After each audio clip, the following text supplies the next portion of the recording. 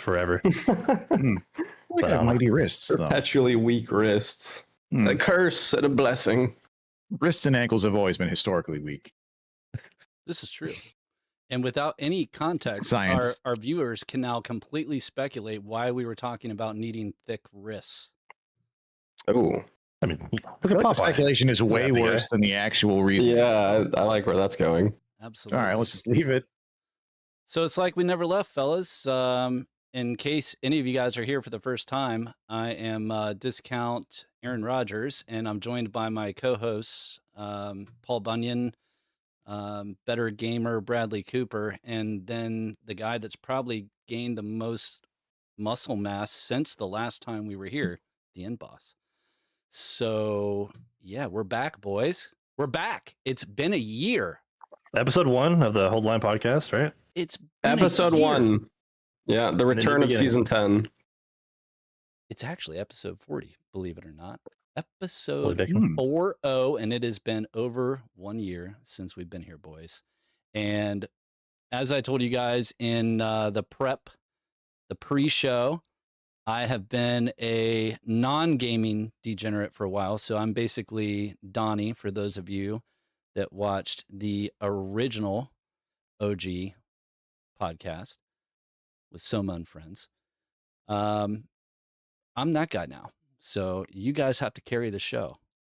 Well, I feel like it's nice. That gives you like a unique perspective too. A little bit. So we can kind of get like a fresh outlook of like the returning player experience. I think it's important. I've always liked our podcast. I always feel like we have such a wide variety of the kinds of gamers, you know?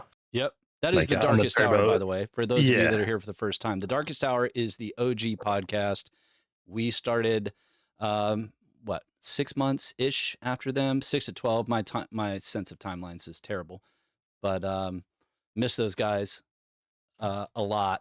But they had talk about them like they're dead or something. They're still alive. I know, but they're not potting just like we aren't. It's like, I mean, half the people in the chat right now thought I was dead. I mean, you guys have actually held the line. I kind of folded the line. You guys held the line, and now we're in the return phase, but we haven't seen the full return of the Darkest Hour yet. I'm still hopeful that we'll see that at some point. I mean, it's possible because Jay is back and playing. A lot of big streamers are having fun with it. So I actually also miss Donnie. Donnie had a really good casual POV, and he was kind of just fun. You could tell he had a lot more going on outside of gaming than just gaming. Mm-hmm. Ew. Wow. Ew. Gross. I mean, what a better patch to come back to though, because season 10 is probably one of the better season patches, at least in my opinion, compared to like the last 2 3. Even though they all been pretty good. Iron Mace has actually been on a bit of a roll with these seasonal patches, I will say. But you know, this one for me at least takes the cake. Obviously, I'm biased. A lot of wizard ranger, or not wizard cleric changes and buffs, but we'll talk about that later. Boss is just don't get me started at the bit. No, he's chomping. Yeah, let's start positive. Let's start positive. Yeah, let's start positive. All right. So on the last it's been so many episodes or so many updates since we had an episode of the pod, and they have changed a lot. And the last, I'd say I think maybe 12 patches now, like a series of 12 updates where the trajectory is clearly up. They're actually putting out things that matter and changes that make people want to play the game rather than this weird graph of no, please, not that again. Yeah, usually it's like 5 steps forward, 10 steps back, but now it's just like 2 steps forward, 2 steps, like slowly, like very small incremental, but like they're not going backwards anymore for the most part, at least in my opinion. Not slipping that far backwards. Yeah, they're getting a grip would be the right way of putting it, but yeah, that's W. Paul, I agree. Good changes.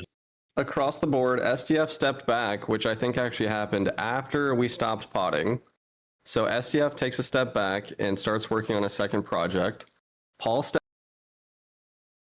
came in. It has genuinely been W. Paul like every season. When was the last podcast? Was it a year ago? It was. It was pre-Paul. So it's like about 3 seasons ago. 25, like 3-ish, maybe 4 seasons ago now. I think genuinely the population was declining, and Dark was in a scary spot on the Dark and Darker subreddit, and we were starting to doubt maybe the 10-year vision a little bit. And then, as you guys said, 2 steps forward, and then like holding our breath for the 2 steps back, but then we just took like another 2 steps forward. Yeah. And so now we are at progress. Do we think that this is actually the best season of Dark and Darker? Like actually? I mean, it's hard to say since it's so early. You know, it'd be better to have a better opinion if we have another pod post market, post arena, when we have like a full scope of the season. But as far as like a season starter, I'm having a great time. Tab? Same. You know, it started off with a lot of unique stuff. There was some updates to Cleric. There was a lot of abilities let's talk about the added stuff before we talk about what they took away, you know? Yeah, okay. Arcane, so what feels new to you? What's new and exciting for Dark? A little bit of everything. So I was telling the guys before you hopped on, I had to have a AI summary of all of the patch updates between our last podcast and today. And there have been 80 news updates since the last time we potted. 80. And that's 58 hot fixes in there that we have that we're going to cover. So just get ready, boys, because we're just going to read the patch notes for 58 times. Yeah. And that's going to be the pod. But no, I have actually tuned in for like the first day or two of every season just to see what's going on. But I've kind of got old and been doing real life stuff way too much and not gaming.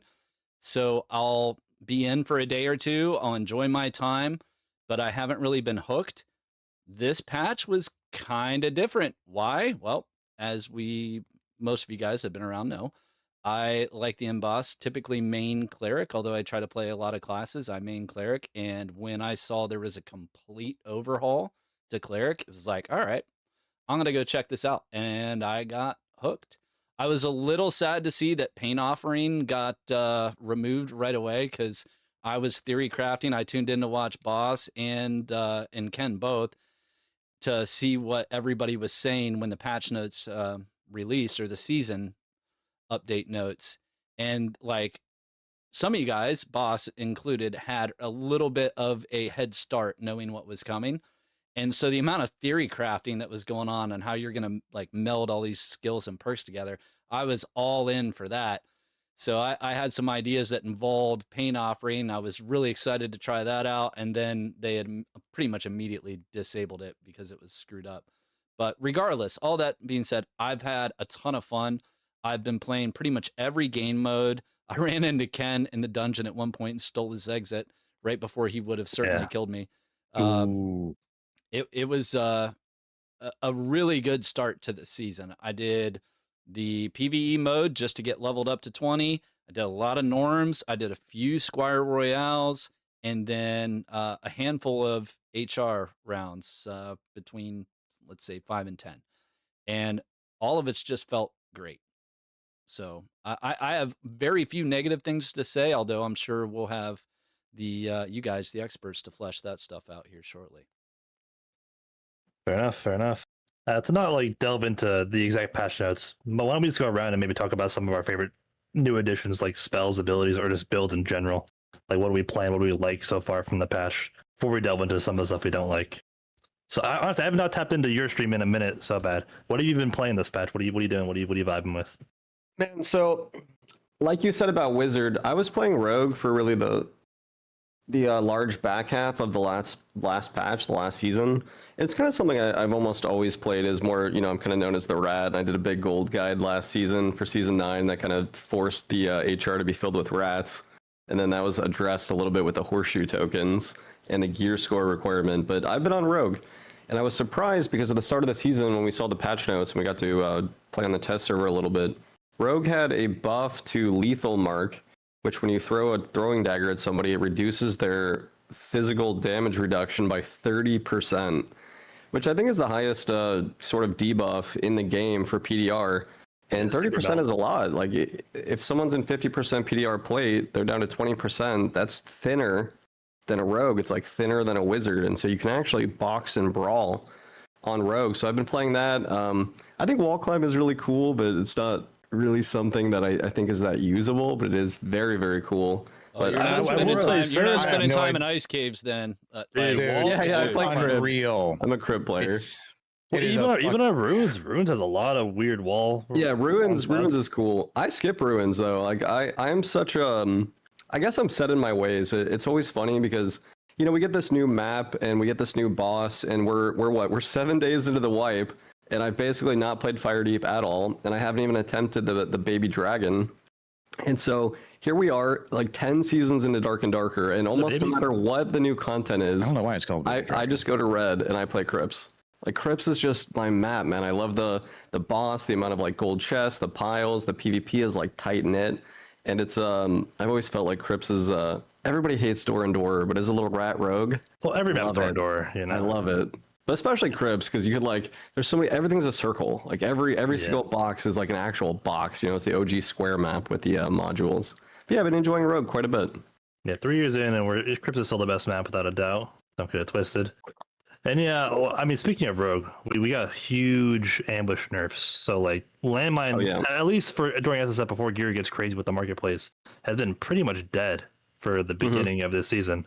And is anybody else just happier? I feel like I'm just happier every day I wake up and I'm not getting landmined. Yep. Yeah, I don't know. Who would have thought? I mean, ambush, and there's still a good amount of rogues. I mean, they're playing mosquito builds, they're playing like these weird evasive builds, shadow step, throw knives. They're still like viable. They're just different and not as frustrating. And I've been a big fan of it. Now Wizards landmine just by Barbarian. No, I just have Barbarians in the door with Whirlwind crouched at the door, and the moment they hear it open, they spin right in through you. It's been just terrible. But that was fixed recently with the most well, not fixed, but it was returned to where a normal state would be. Sorry, but yeah, no, the landmine just went to Barbarian. I mean, it wouldn't be a season starter if Barb wasn't broken for at least a week. Come on. They've always been the best class during SSF because they don't need much gear. They're big and tanky. Yeah, it just wouldn't be Dark and Darker. Especially solos. Yeah. You always see Barbs. And it's funny now because they've graduated to like the rat class.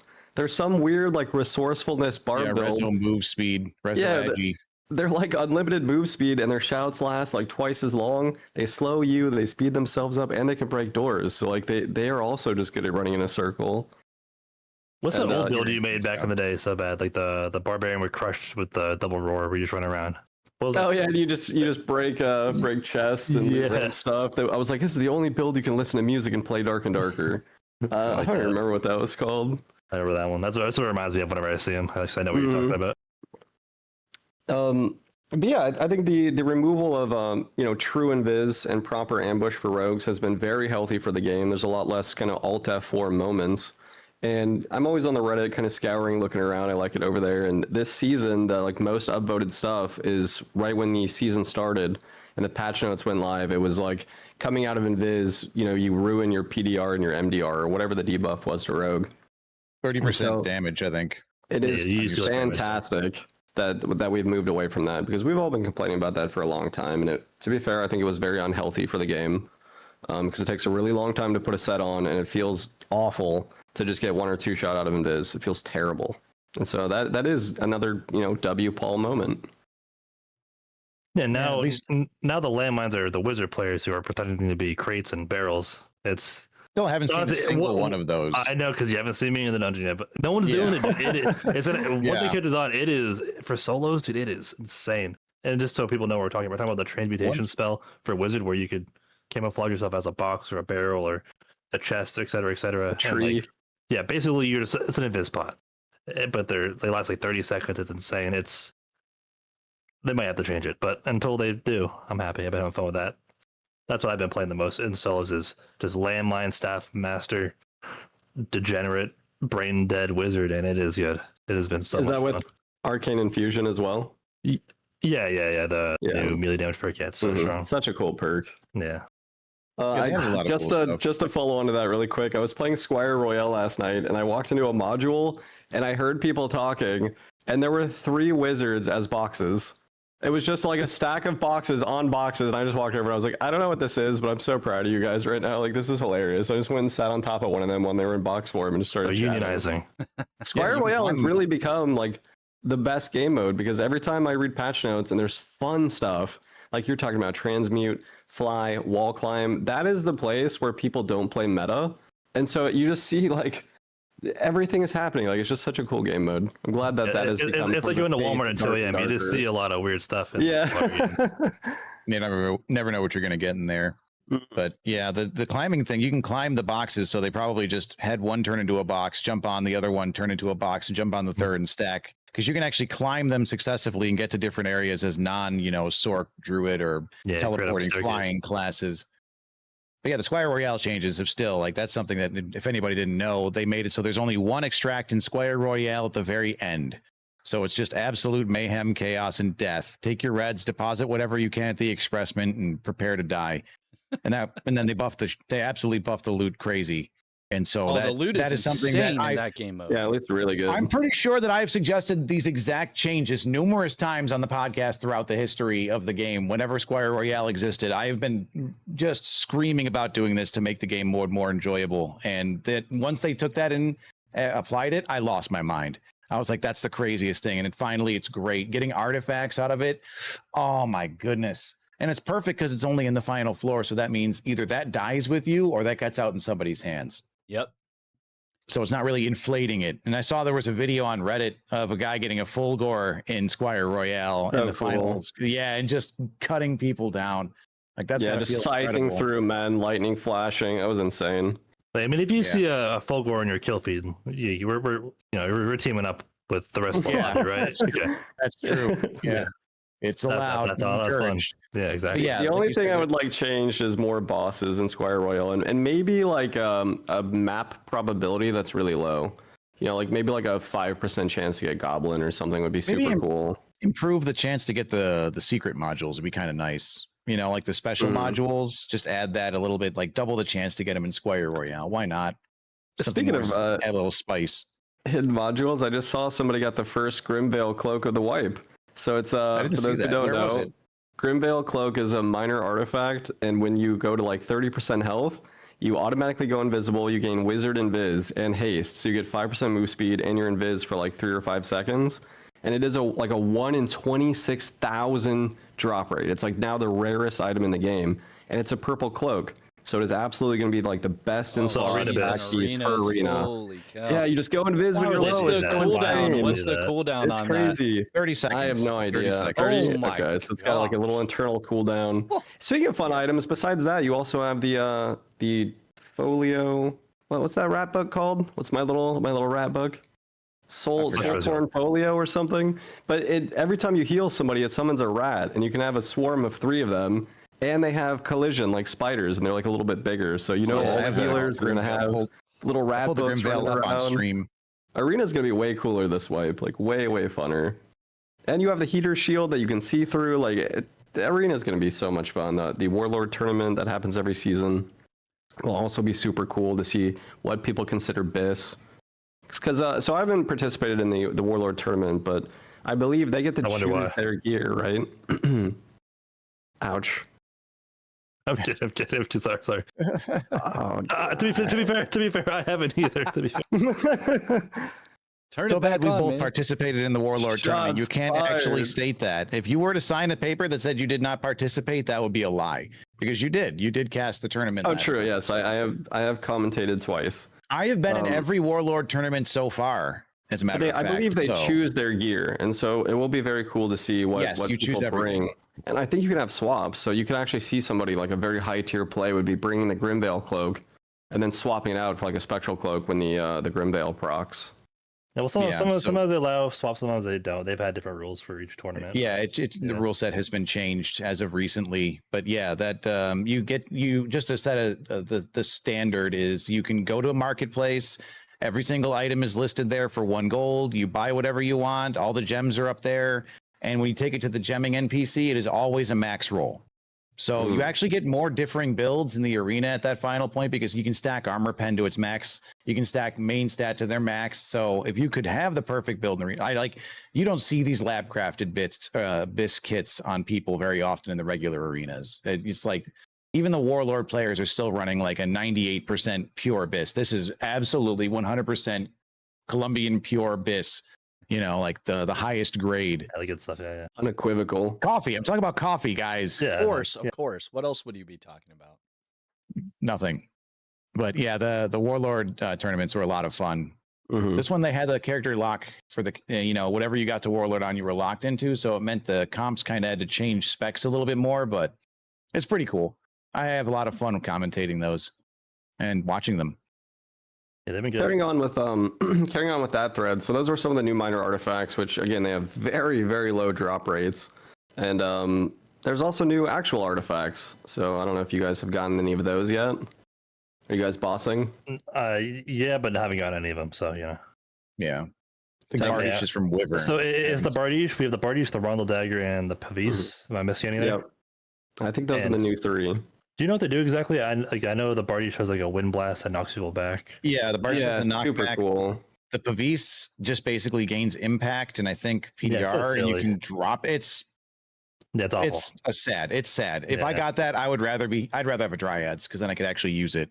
I don't know what the Rondel does. I haven't seen it yet. The Rondel's insane. They actually posted a clip on Reddit. So it's called, I think, Shadow Strike or Oh, that's the minor artifact Rondel? I thought. no, it's an actual artifact. And so what it Oh. does is every 3 seconds when you strike a target, you teleport behind them. Yeah, show us So like Shadow Step, and the Reddit is like the coolest possible clip we could get because he almost dies instantly.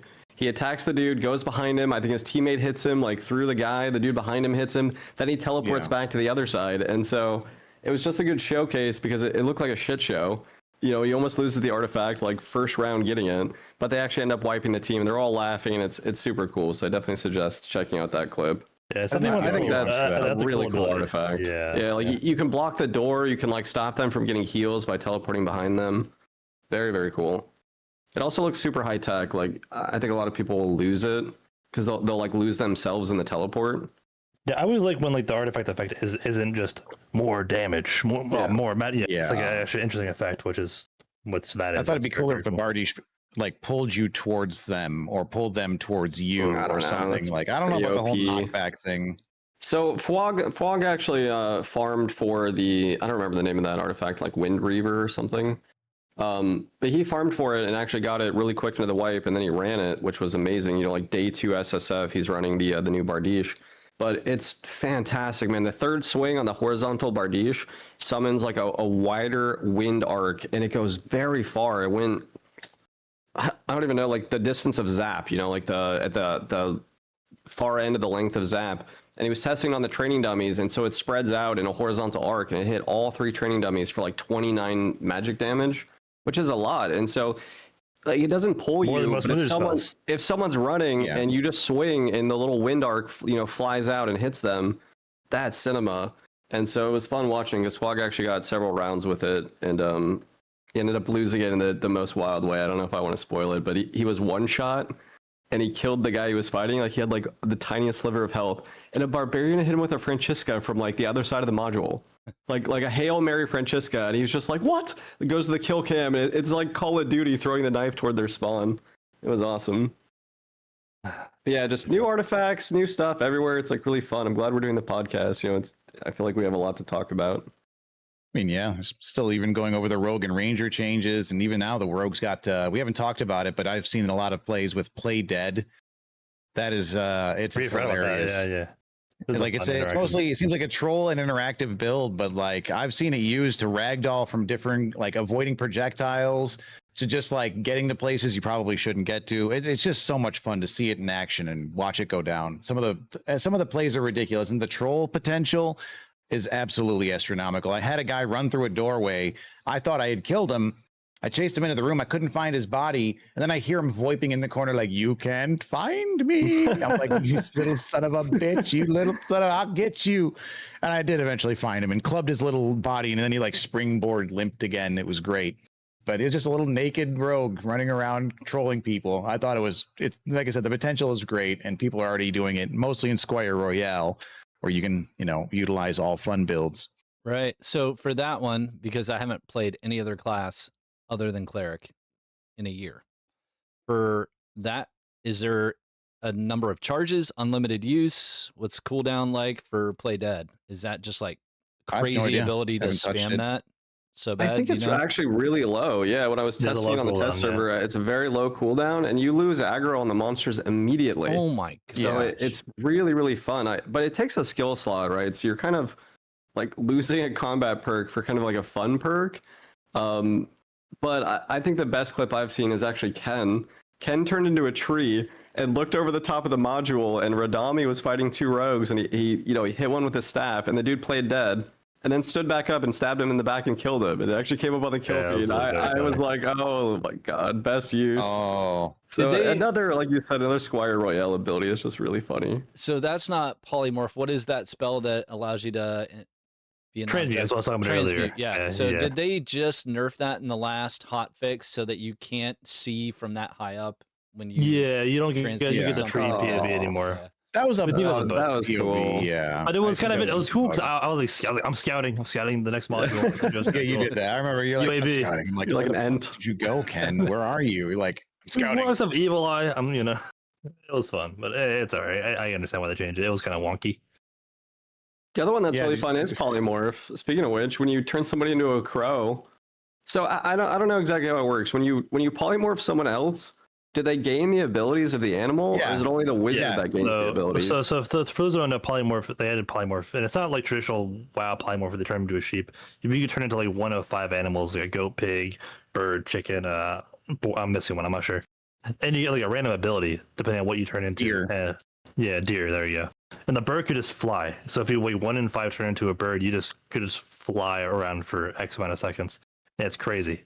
And the boar could break doors. I think the deer has a speed buff. It's kind of almost like a druid light, but on a spell. Very, very interesting. Very interesting spell. Yeah, and I liked watching Jay play around with it yesterday, using it to interrupt people opening doors, trying to escape. You know, that was pretty dirty. Or like interrupting a whirlwind or stopping a healer. Yeah. Yeah, like a barbarian would come breaking through the door about to whirl and be like, I'm polymorphing. Like, oh, thank God. And then I'd swarm them and they would die instantly, which, some of the cleric stuff has been pretty cool.Moving right into that right now, immediately. Yeah. A couple of cleric players on the pod. Yeah. Couple of us, yes. We have the blood tithe, of course, the added magical healing when you get low. Like, there's a lot of great stuff that you can use for perks. There's an actual selection. Yeah. When I get low, explain it to them. So for those that don't know, 2 magical healing every 10% life that you've lost. So you get 18%. Yeah, you get 18 magical healing when you are at obviously 10 health, or 10% life. But you can get a ton of extra healing with that, and then you can stack Vow of Silence, which was the most recently adjusted cleric ability, where you silence yourself, and every single second that you are silenced, you gain 6% now, I believe it is, magical power. That magical power works out great because it also works with your additional healing. So, yeah, one big heal. On Sanks, you receive like a juicy Sank. You still get the healing potion bonus while you're using that. So I would stack it up. I'd have like 125 or 140% magical power, drink 1 potion when I'm low HP, and I gain, 46 health from a gray healing pot. Wait, so it takes better than a troll's blood. Does it consume that built up charge on the next action, or is it on the potions? It stays on until you use an ability or use a spell. Sorry, for Vow of Silence. So you can just drink potions and you'll never lose the buff. But the moment you cast a lesser heal, it consumes it. Actually affects your potions. Yes, because magical power scales magical healing at like a 14% to 1 rate. That is nice. So when you were maxed out, you gained a ton. So, and since you're building will with it, it was just everything was really nice with that build. Wow. But unfortunately, people were running. Yeah, they were running. That got very heavily nerfed because it was locusts. Or sorry, originally the locust swarm would proc the passive from Sacred Flame and instantly vaporize people because it ticks every single second and just shreds you. That got an adjustment significantly. Clerics were running in Squire Royale doing the double judgment or triple judgment vow build, and they would just blow people up. And I know we talked about it, but there's a reason why I didn't want to run that build, Ken. I didn't want to bring everybody onto that. Wait, triple judgment. Oh, 3 different. You just bring 3 clerics, all running Vow of Silence, all running up to 1 person and turning them into nothing. Yeah. And there's nothing you can do because even 1 judgment, it was still like 60%. I was gearing up and I was hitting Morty. Yesterday I played for, just to clarify, I was playing for about 28, 29 hours straight. And I started running with Morty and I was running the full judgment death build with like all the turbo that I had accumulated throughout the wipe. And he's in 40% MDR and I was doing probably like 52% of his health in 1 hit. Gosh. just with that Vow of Silence judgment combination. I see nothing wrong. I don't know why they changed it.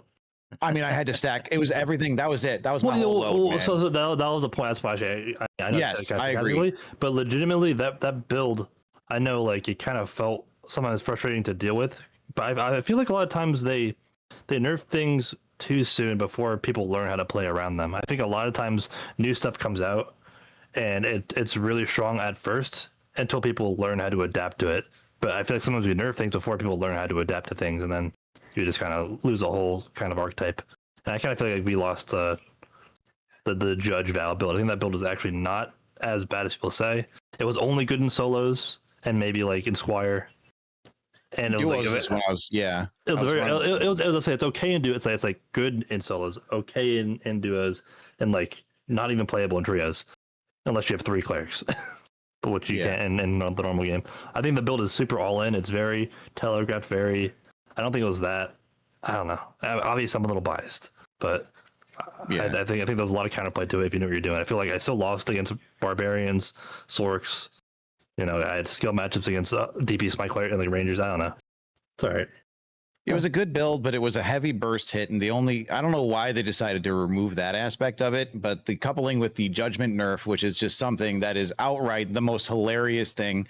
I said this before, and I mean it in the most loving way. Iron Mace, hire a cleric player to help you out with these sorts of issues, because most of the skills and interactions, like, just to continue on that train, a lot of the stuff that cleric got was so unreasonably bad that you would have never used it. Like, you look at it and on paper, you think maybe you'd like to try it out, and then you actually engage it, and it's the single most embarrassing thing. And that would be like Confession, which is, I mean, how many clerics are currently running Cleanse? Nobody.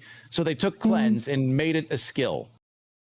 They made it a skill. The skill that they didn't bother to fix Cleanse. We already had Cleanse. Why would we fix Cleanse? No, let's make it into a skill that removes poison and gives you a little bit of health. They should add that to what's it called? Holy Pure. Like, Holy Pure should just cleanse all allies. Oh, that'd be so cool. Yeah. There's so many things they could do with that, but they decided to just, I feel like that was a filler and a giant waste of everyone's time and development money.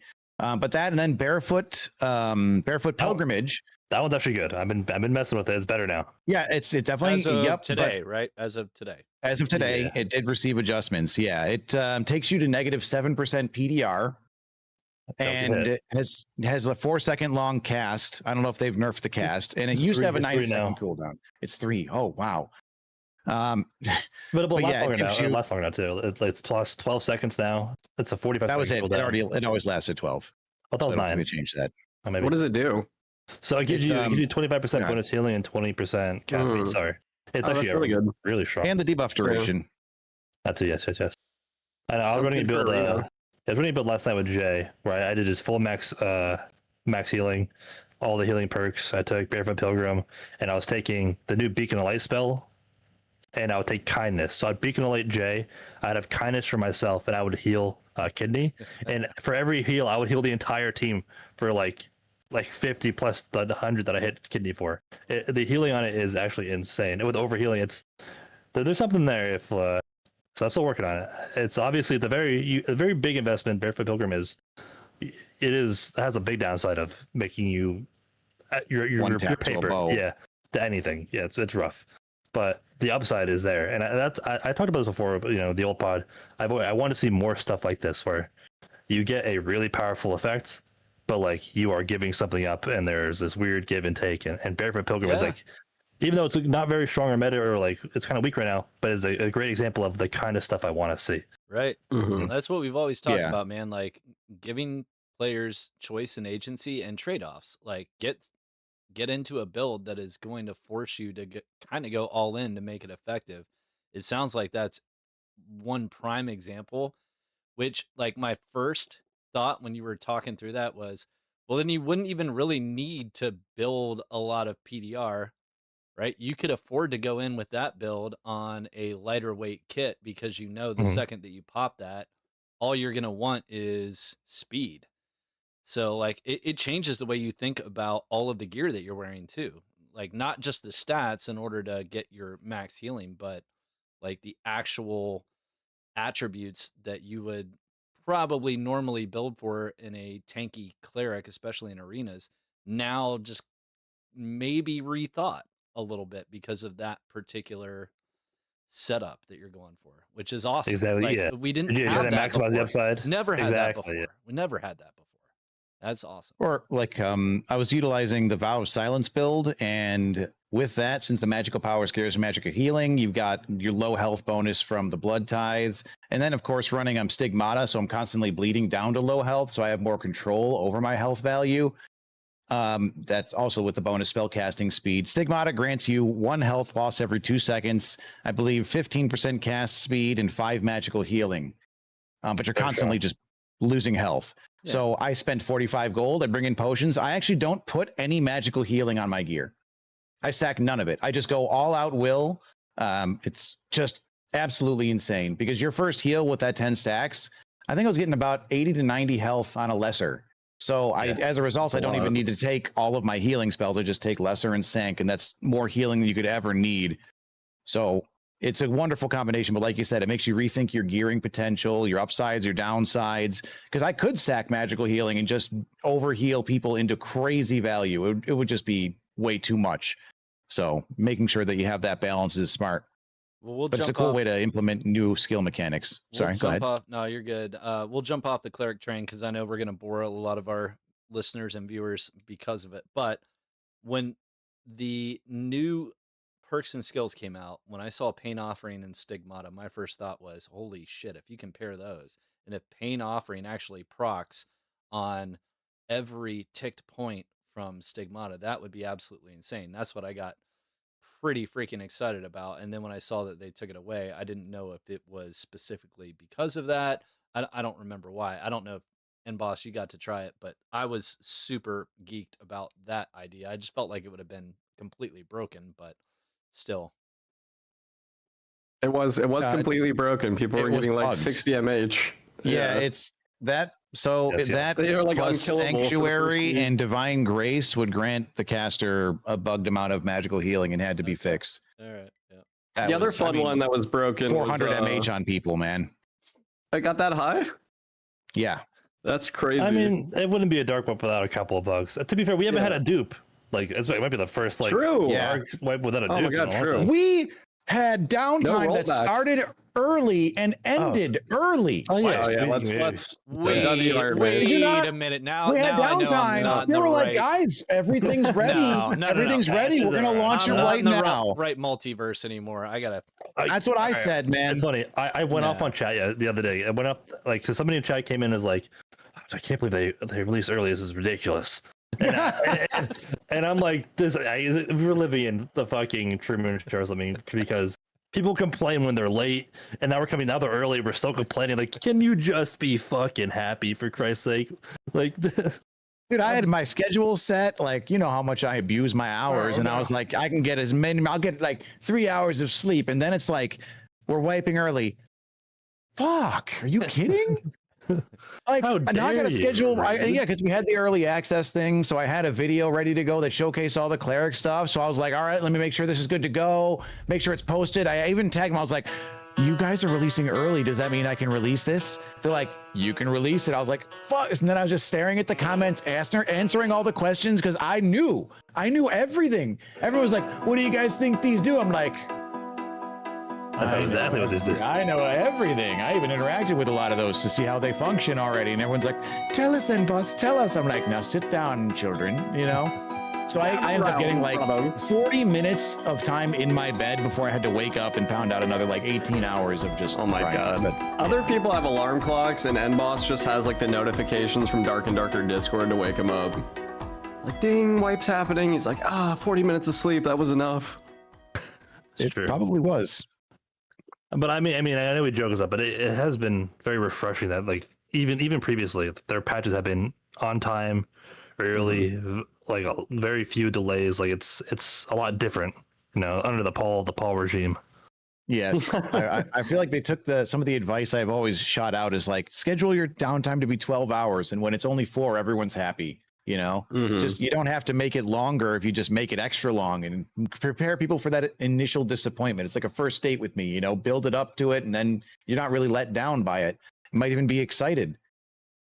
So speaking of the Paul regime, has it really been basically the duration of our hiatus has been more or less the reign of Paul? Is that semi-accurate? The stepping back of STF and Paul's kind of filling the void a bit. Right. And so, I don't want to this into an STF shit talk stream. No, but absolutely not. And I don't either. Like that is what it is, and we have said our piece and lamented, and it's all out for everybody to see on the great internet and all of the previous episodes.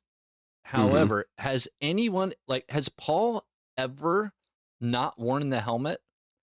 Like he was just on the helmet. Yeah, right. He's always worn Hound Skull. He might not be real if that's what you're insinuating. He might no not one has be ever seen real. his He face, could just be a suit of armor. Like I hired an actor stuffed in a suit of armor. Yeah, it could be STF. It could be STF for all we know. Exactly. I have seen them in the same room, but I don't know. No one has seen his face.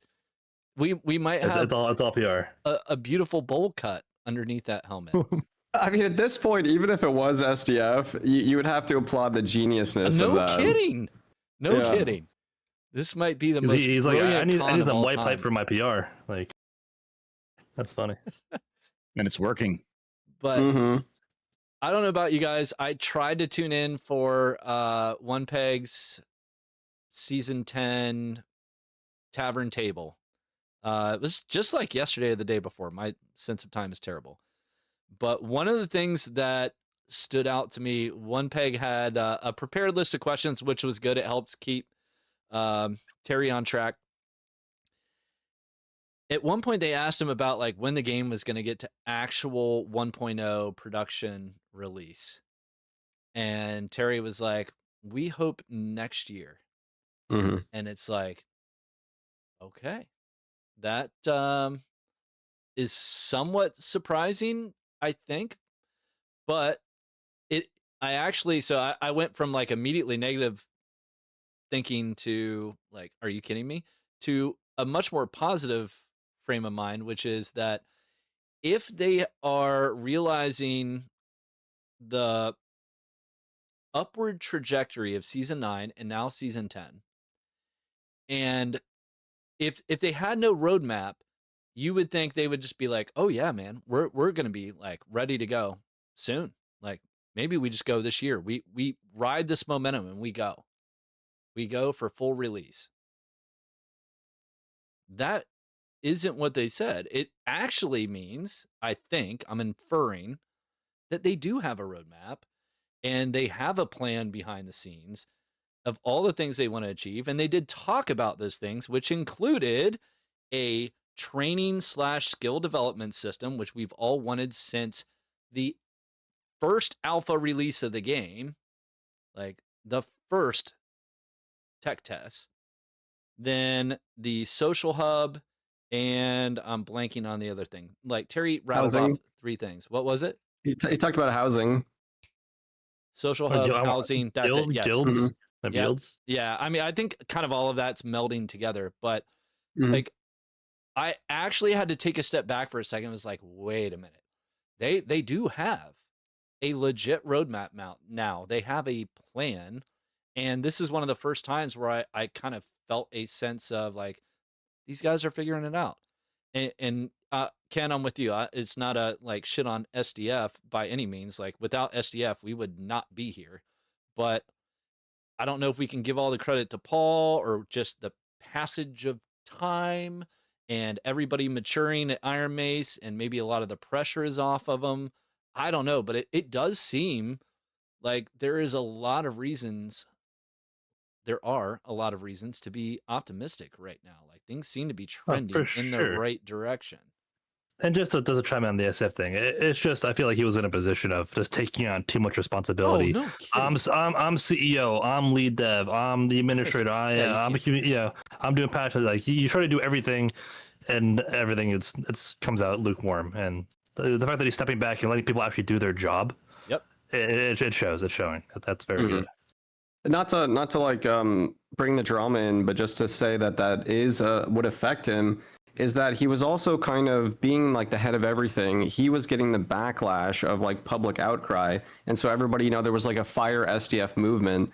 And so he's trying to create this passion project and do like the 10-year Dark and Darker, while simultaneously just kind of getting shit on all the time by the public. And he had like the criminal investigation from Nexon. Plus the going with what you're saying, Arcane, is that like now the lawsuit is finally over. And so a lot of those pressures are easing. And it does seem like, especially now with season 9 and season 10, and like this kind of little roadmap you're talking about where they want to do 3 maps for every, you know, region. That's going to be probably, you know, 2 or 3 more bosses. And then they talked about what, Paladin and Monk. So we'll have like a dozen classes. We'll have like 16 or 18 map bosses and like 12 total maps. That does seem like we're heading to a 1.0 release. Like that would be if you put housing in there in a skill tree. And then this season, I think a lot of people don't know about it yet, but when you get Demigod, there's 50 Paragon levels post Demigod where you get rewards every level from Demigod level 1 to 50, and they're really good rewards. It's like a spectral gold coin bag that's full, a chest that's full, and so you're constantly getting these rewards. And so the systems are being layered on in a way that, like you said, it feels optimistic. Really? Yeah, if you would have asked me a few months ago about a 1.0 release, I'd be like, God, no. But Yeah, that would be like the mindset of, okay, 5 times 4 is 10 times back. But now that we're kind of actually steadily adding positive things for the most part to the game every 3 to 4 months on seasonal wipes, which I think is like the perfect business model for development. Like PoE does it this way. A lot of games do it this way, where, you know, you have a wipe cycle, you do your big patch on the wipe, then you start working for the next one, and then you just create lots of compounding content over time, and that's how you make a very deep game in the long term. And it seems like they're finally doing that. Sure, it's slow. Sure, it's, you know, it's not as fast as we may like, but I could see the end of the tunnel. You know, if they just keep doing this, we'll be good. And like from caving into seeing the light. Yeah. So. And what we've talked about a lot on this podcast is the inclusion of events to keep the entire wipe fresh. And I think last season we finally saw the culmination of that. Yeah, and I'll let NBoss cover that one, but we finally have the only thing I think we really need is like a mid-wipe content, but they've already arranged that for this wipe because they've talked about adding like the new ranger skill to tame animals, and I think they said some other stuff for mid-wipe, but we do have that like 2 weeks of SSF, then market opens, then arena, then maybe like a mid-wipe content patch, and then we finally have these new events. So go ahead, NBoss, about the events. Oh my God.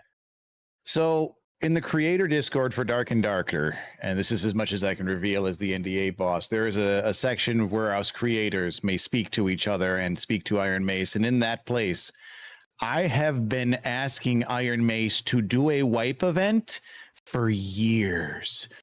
For years. Every single time we near the end of wipe, I start tagging all of Iron Mace. I'm like, here's your chance, guys. A whole bucket of free will is just waiting. A lot of goodwill and player hype.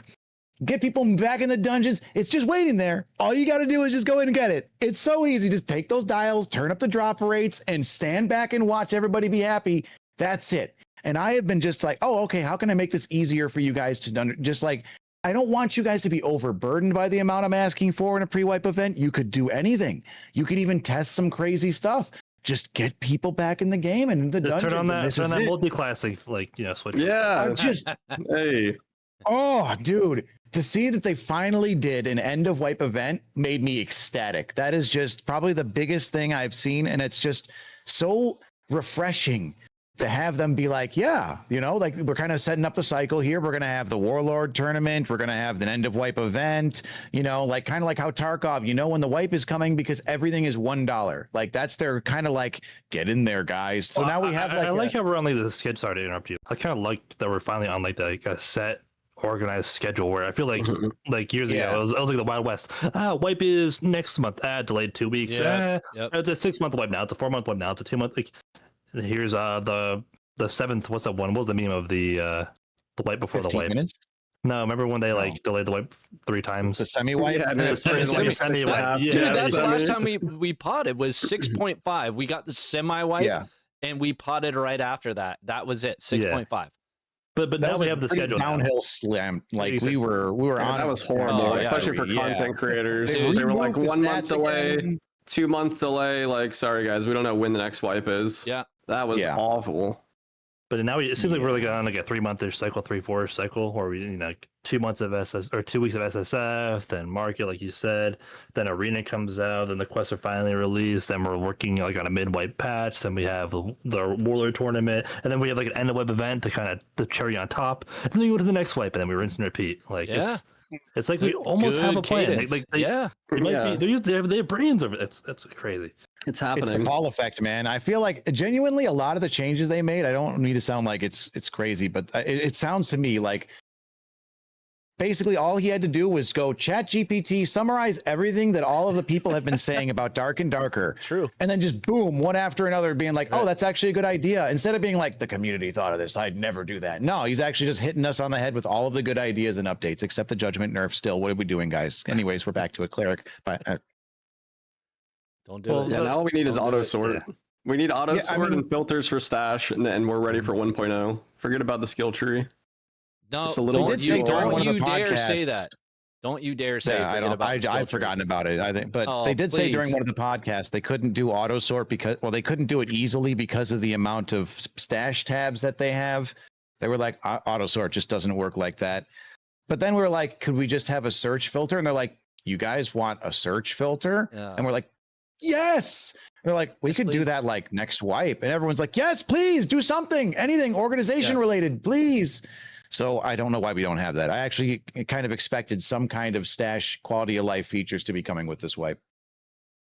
And we got nothing. And I think we'll get them. Yeah, I think so too. I mean, we don't have all those features. At least we're getting more stash tabs and more shared stash. At least we're getting like something, Yeah. Well, as someone that has played a fraction of the amount that you guys have played in the last year, at least, when I came back, like there was a noticeable quality of life improvement in all of the lobby based menus. Like they had done a lot of little things that made the amount of clicks that we used to have to make.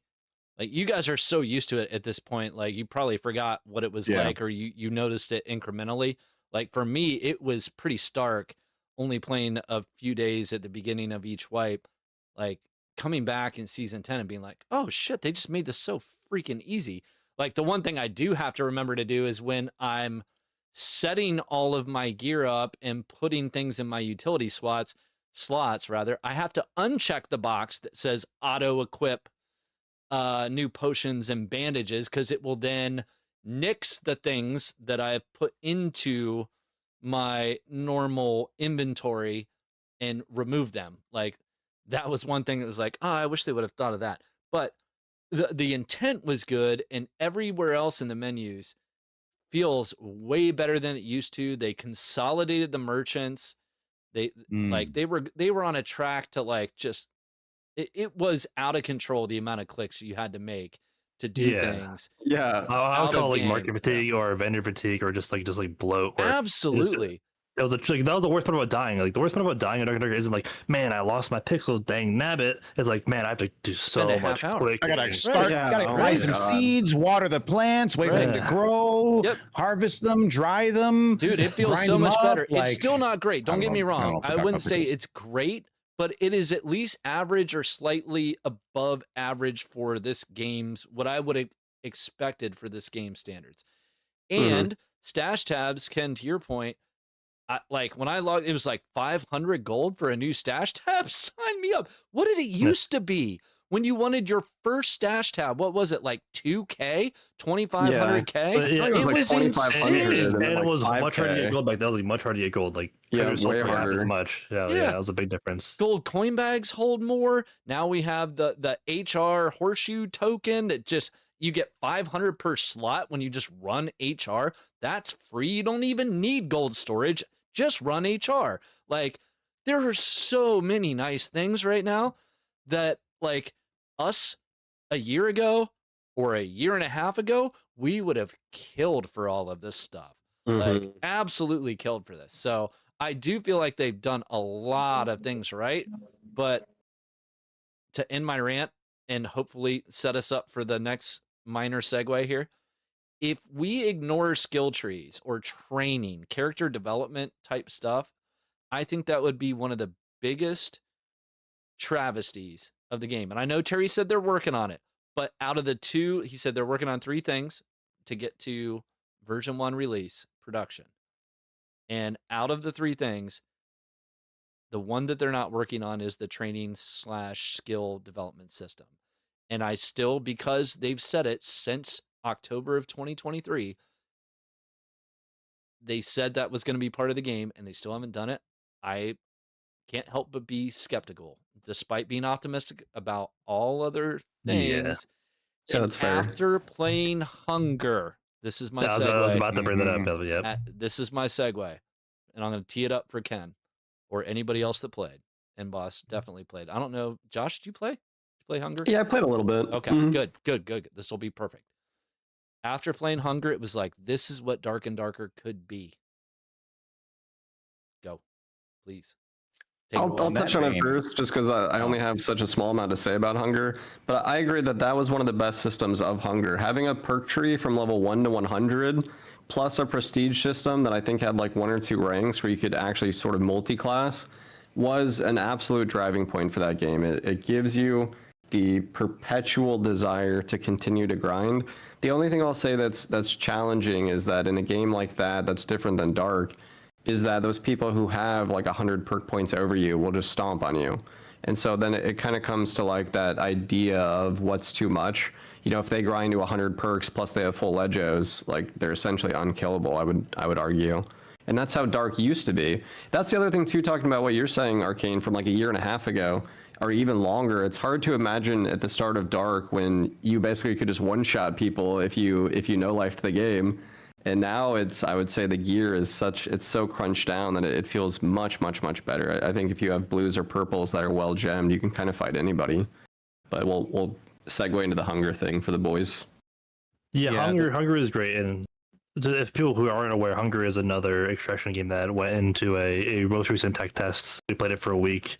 And we're talking about how it has skill trees and how the skill trees kind of add this really good feeling of progression. How even if you go into a raid and you don't fight people and you just like get out with some good experience, that experience means something and it feels like you're always progressing because you're leveling up. And I would love something like that with Dark and Darker. But to somebody's point of you have to like balance it out. Okay, what is too much? Like if somebody who has 1 billion hours is level 100 and I'm level 40, can I even compete? I don't know. But well, do you realize, I think, and please correct me if I'm wrong about this, but one of the things I think that they tried to do with that is kind of like Arc Raiders, where they made, and I don't know that Dark and Darker can do this, but they made the voluntary wipe seem like it was going to be the paradigm for that game. So it seemed like Buried in Hunger, or maybe not buried, but you had to go looking for it. They made it optional wipes so that you could take a character and their passive abilities and a tactical, probably not their ultimate, because it was kind of a League of Legends type of setup, right? Like you just had 1 passive, 1 tactical, 1 ultimate per legend or character class. The way I read it was that if you chose to wipe your own character, that you could carry over a passive or a tactical, I don't think the ultimate, and then mix and match it with another character class if you chose to wipe. Exactly. Arc Raiders did something like kind of similar. It's the same concept, like optional wipe. You gain slight advantages, but not like fight. You don't auto win a fight because you've been a lifer of the game and you've wiped more than everybody else. You definitely have advantages to get further ahead more quickly, but it doesn't guarantee you're going to win a fight. Like I feel like that's a balancing act of it. Is that fair? Like is that how you got into that? Yeah, and also I feel like in Hunger, like I said, we played the tech test for a week and we were able to get to 100, and within the week, obviously we're fucking dorks, but you maybe 5x that amount of time for 20 hours a day. Yeah, for an average player, it's reasonable, and I don't think you get too much power from it. And like any game, you could always dial these numbers back. But point being is the feel good part about that was the sense of progression, and we could always mess with the numbers and make it feel good on some level. But it was like I mean on my channel where whenever I play a new game, like, oh, this game has a skill tree. Oh, this is so nice. I know. Because if games is better with skill trees, I don't know. It scratches the RPG itch while still being an extraction game. So, yeah, I was really pleasantly surprised with that. And boss, what were your In thoughts? the vein of like combo of those games, kind of and how they felt when I first loaded into Hunger on any of the maps. It doesn't really matter which map you picked. Me and Ken talked about this. The very first moment you load into any of the levels in Hunger, you look around and you're like, wow, no modules, giant expansive space, lots of places to go, to explore, to see. And it when they announced runes back in the day for Dark and Darker, when they're like, we're going to make an outdoors map, my mental image that I painted was exactly what Hunger gave me. Amen, brother. Like the different forts and areas to explore, the caves, the farms, like this massive expansive area to run around. So I was like, oh, this is a really cool place. And I enjoy the world building, the aesthetic.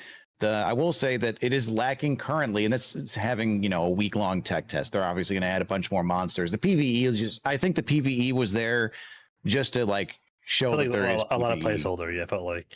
Yeah, a lot of the placeholder. And I think that whole point, if they continued along with that dynamic, it's just PvE is meant to draw people to the area with gunfire usually, because there's some monsters that require almost you have to shoot them. Yep.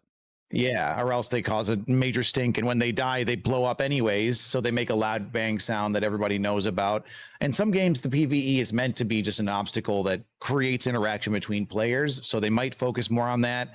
But I just really enjoyed the game. I really the leveling system though, like you said, some of those perks you would absolutely annihilate. You could bring me naked in level 100, and I would dance around a level 1 player as if they were, it was really a strong power curve. So that needs to be adjusted, maybe squished a little bit, or some forced matchmaking to stop noobs from getting absolutely just vaporized. But the game all around, tons of fun. I put 100 hours into it in like 5 days. It was great.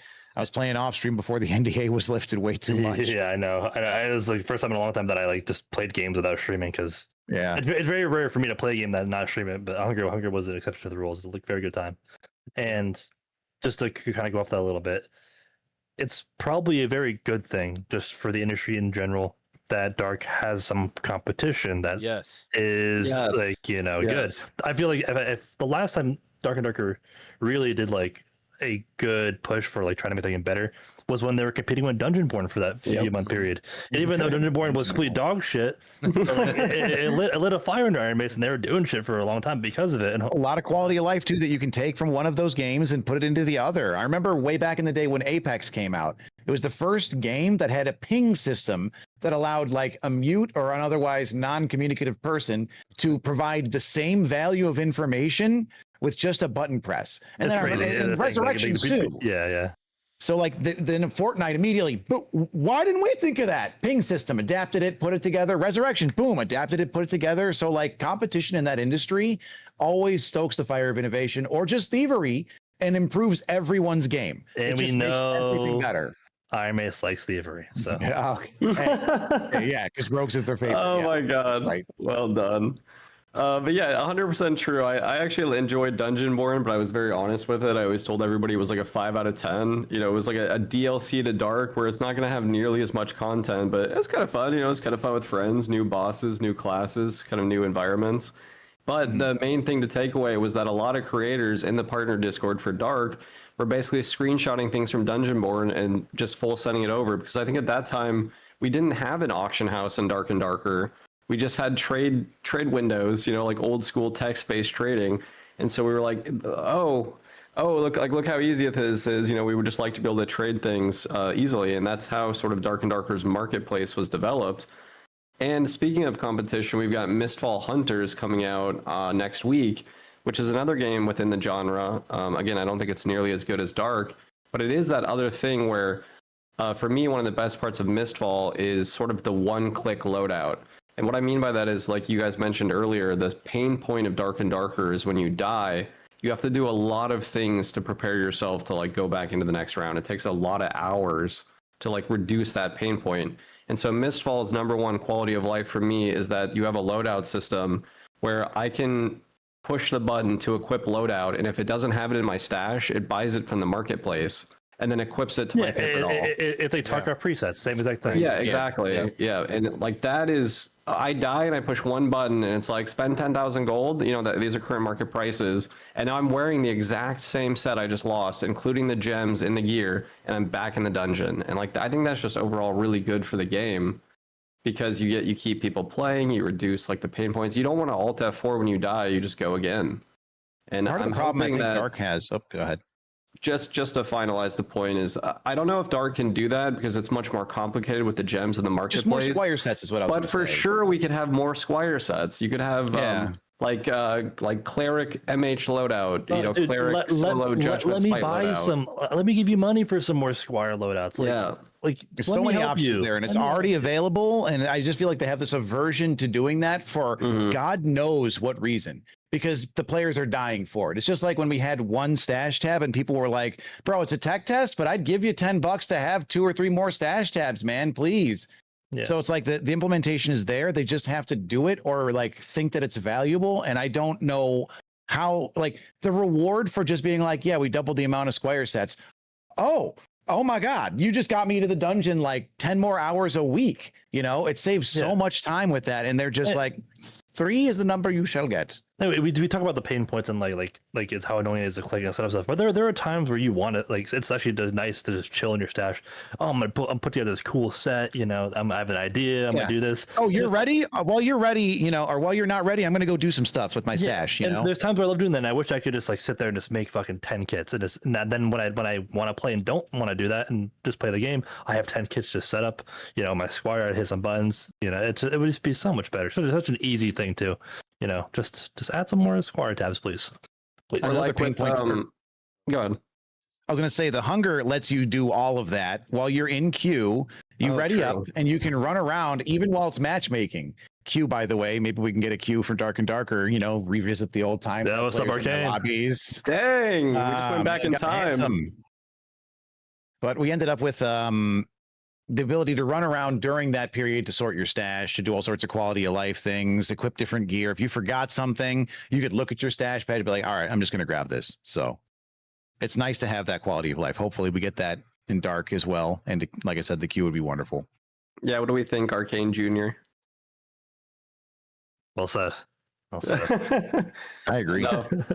But one of the things I was going to bring up was in Arena Breakout Infinite, speaking of loadouts, you have what I think is good too is it partners with the creators of the game. So in Arena Breakout, all the streamers get to submit a loadout, sort of a preset build, and I think that would reduce. It would be so good for new players for Dark and Darker, because you go to Cleric and you would go to the skills tab and it would say like, you know, N-Boss's solo Cleric build or kind of like Deadlock does a PvP duo build. Yeah, like and then it just equips your Squire with the Squire gear and the perks and skills and spells you need.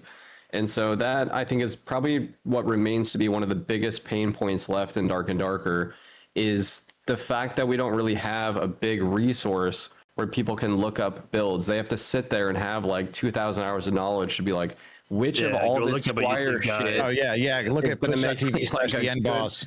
Yeah, like a good Squire Royale build. And so we could have, you know, like a huge page of Squire Royale builds that are brought to you by Dark creators that play them. So you'd have like a like Mobile Fire for League of Legends build. And I think that would be like an easy next step for them, because we would submit the builds ourselves. They would just have to, you know, be able to click it once to put it all on. Even that, like Deadlock does it like thumbsing up. You're like, yeah, actually, this was a good build. Exactly. So it gets moved up to the top of the list. Oh, yeah, thumbs down. This is another one of Ken's dog shit builds that. Yeah, wow. Yeah, that's true. You would probably receive less. No, it is hilarious to see those. Reddit. Speaking loves of builds, Ken builds, it's funny to look back at some of our YouTube videos like Ken's Spellblade and to see that become a reality this wipe. Right, like we don't. You got a skill tree, but we have these subclasses now. Like all this choice. I want to interrupt you real quick because it's so funny. I was thinking about this earlier today. Is that like years ago, months ago, whatever, when I would do Spellblade or like Millie was like, oh, Ken, so innovative. You're so off meta. Wow. So what a interesting build that is. That is so creative and interesting. And now that I'm playing meta. Now meta. You are a brain dead piece of shit. You should die now. What are you doing abusing this? Like, bro, I am the Ignite. I've been the Crystal guy for fucking years. For once, I can actually beat the party now, and now I'm getting death threats. Oh my god. Anyway.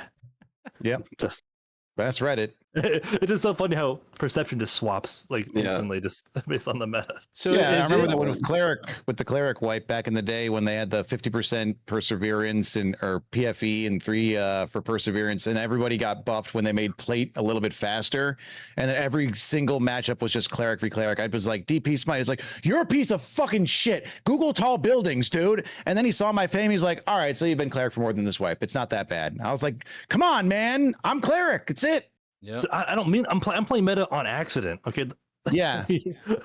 Like this wipe is a great example. Yeah, this wipe is a good example. You cleric playing piece of shit. Well, I'm still gonna play cleric because that's net. You know, the next wipe I'll play it too. Is it fair to say? wanna- Sorry, Josh. As Go of for it. yesterday, is it fair to say that the Crystal Sword was like one of the best parry riposte melee weapons in the game, and then as of the hotfix today, or early morning at least Eastern, they fixed a lot of the.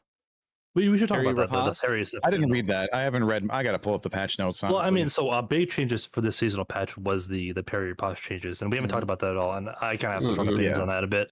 Whereas I'm not a huge fan of the changes. I think it makes melee feel way less skill expressive because now it's almost never worth going for a parry riposte. So now you just left click and swing and try to outstat people. I feel like there's way less counterplay melee, and I'm just kind of curious what you guys think about it. So I've heard different sides of this argument across the board. My default is to go to Augie for any of this kind of stuff, like because I got back into this wipe more than any other one since we last potted. Augie started showing up in my feed right away, and I started watching his videos, and he broke all this stuff down. It was like, this was before today's hotfix, and it looked pretty damning. Like, obviously that guy knows his stuff when it comes to any kind of melee combat. He's been the longsword master for a long freaking time, but he is also not relegated himself to only longsword. He's done a lot of other things.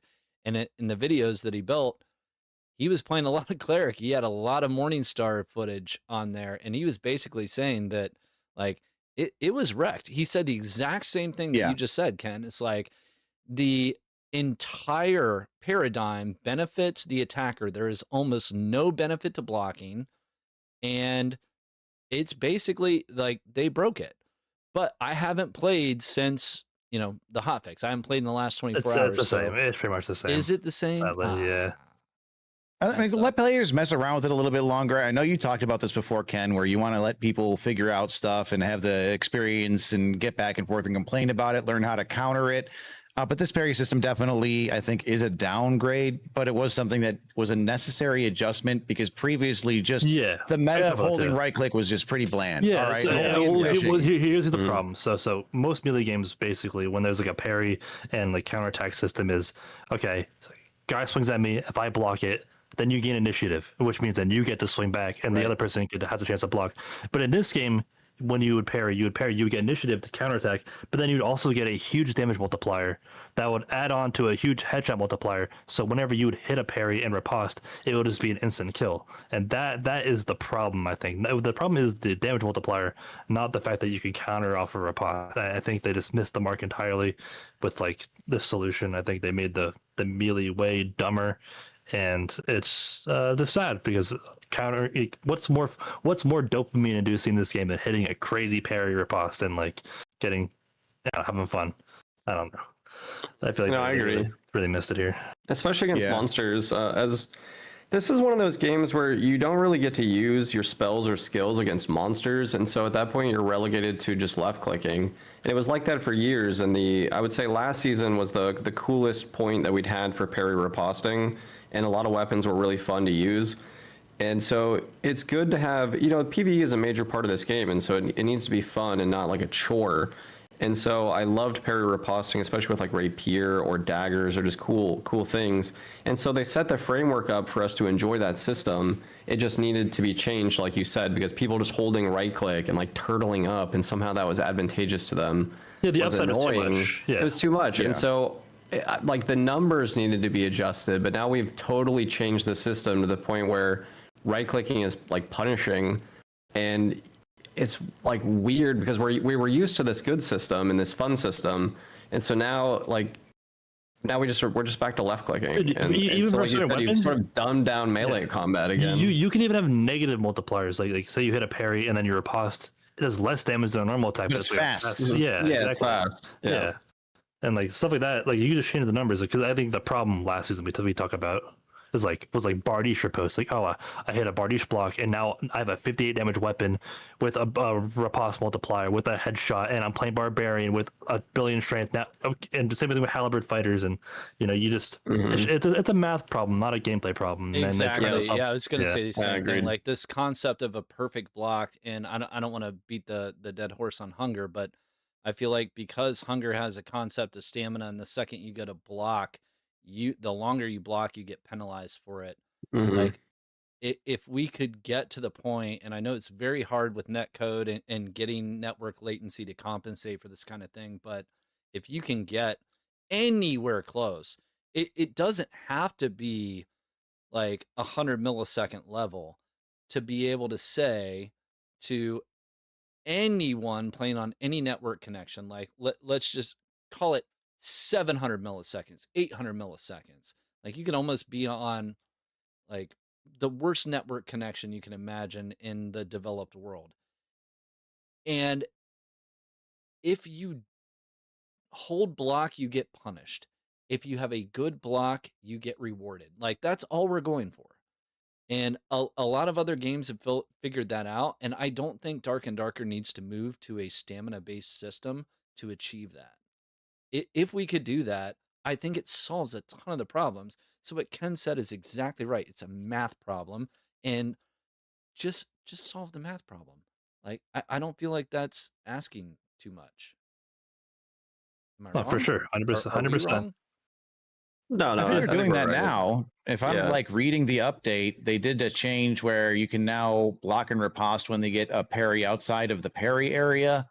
Like I was just reading it while we were talking those about are words that they put in the notes, but in my limited, Yeah, I haven't tried it. testing, I haven't tried Well, it I'm yet. seeing the Good same thing in the news- chat here. I'm seeing the same Yeah. thing. Like, The good news is that parry we had a good weapons. system, and we've all sort of publicly spoken about it. And in the partner Discord, where I like that we had both sides of it. Again, I can't really talk about it too much, but I'll just say that the competitive players and the Warlord players liked this system because it was way more competitive. But in my opinion, I don't think Dark needs to be any more competitive. It's already a game with 10 classes and a bunch of subclasses, a million weapons and skills. And so there does have to be some give and take where we let fun kind of take precedent. And so the rule here- of cool, man. If it's the fun, rule of yeah. cool, and we've Yeah. talked about that before on this podcast. And so the rule of cool, I think here we need the parry riposte system to be fun. agreed. I'm glad we agree. Yep. Hopefully they hear this and they take the heart, because I feel like we lost a big portion of the enjoyment of this game just with the new melee stuff. Because we have a very good season 10 patch. There's definitely way more good than bad, but that is a big one that takes away from arguably every class in the game. Yeah. So yeah. And I think they hear Everybody us. swings The to fact something. that it's already being adjusted, we might just be one more patch. Maybe 2 weeks from now, it'll be closer to the old system. I would wager. All right. So how long have we been at it, boys? We've been at it for an hour 25, it looks like ish. I'm going to do a random lightning round here. I already know N-Boss's answer, but curious to hear you other two. And while we do that, maybe chat start throwing in some chats, questions, please. and we'll Yes. Good Yeah. call. Yeah. Start throwing out the Q&A questions. It's crazy. I'll just say it's crazy because I feel like we have so much more we could talk about. So it's actually nice to feel like we could Yeah. already do another podcast, Oh, absolutely. maybe next month or We whatever. should. Yeah, I mean, at least within the next year. Absolutely. We're on that annual pace right now. We can definitely keep that up. All right, so lightning round. All right. So for Ken and Sobad, if you only had one class you could play, if Dark and Darker removed your ability to play more than one class, which class are you playing right now? As of today, after the most recent hotfix, you can only play one class. What are you picking?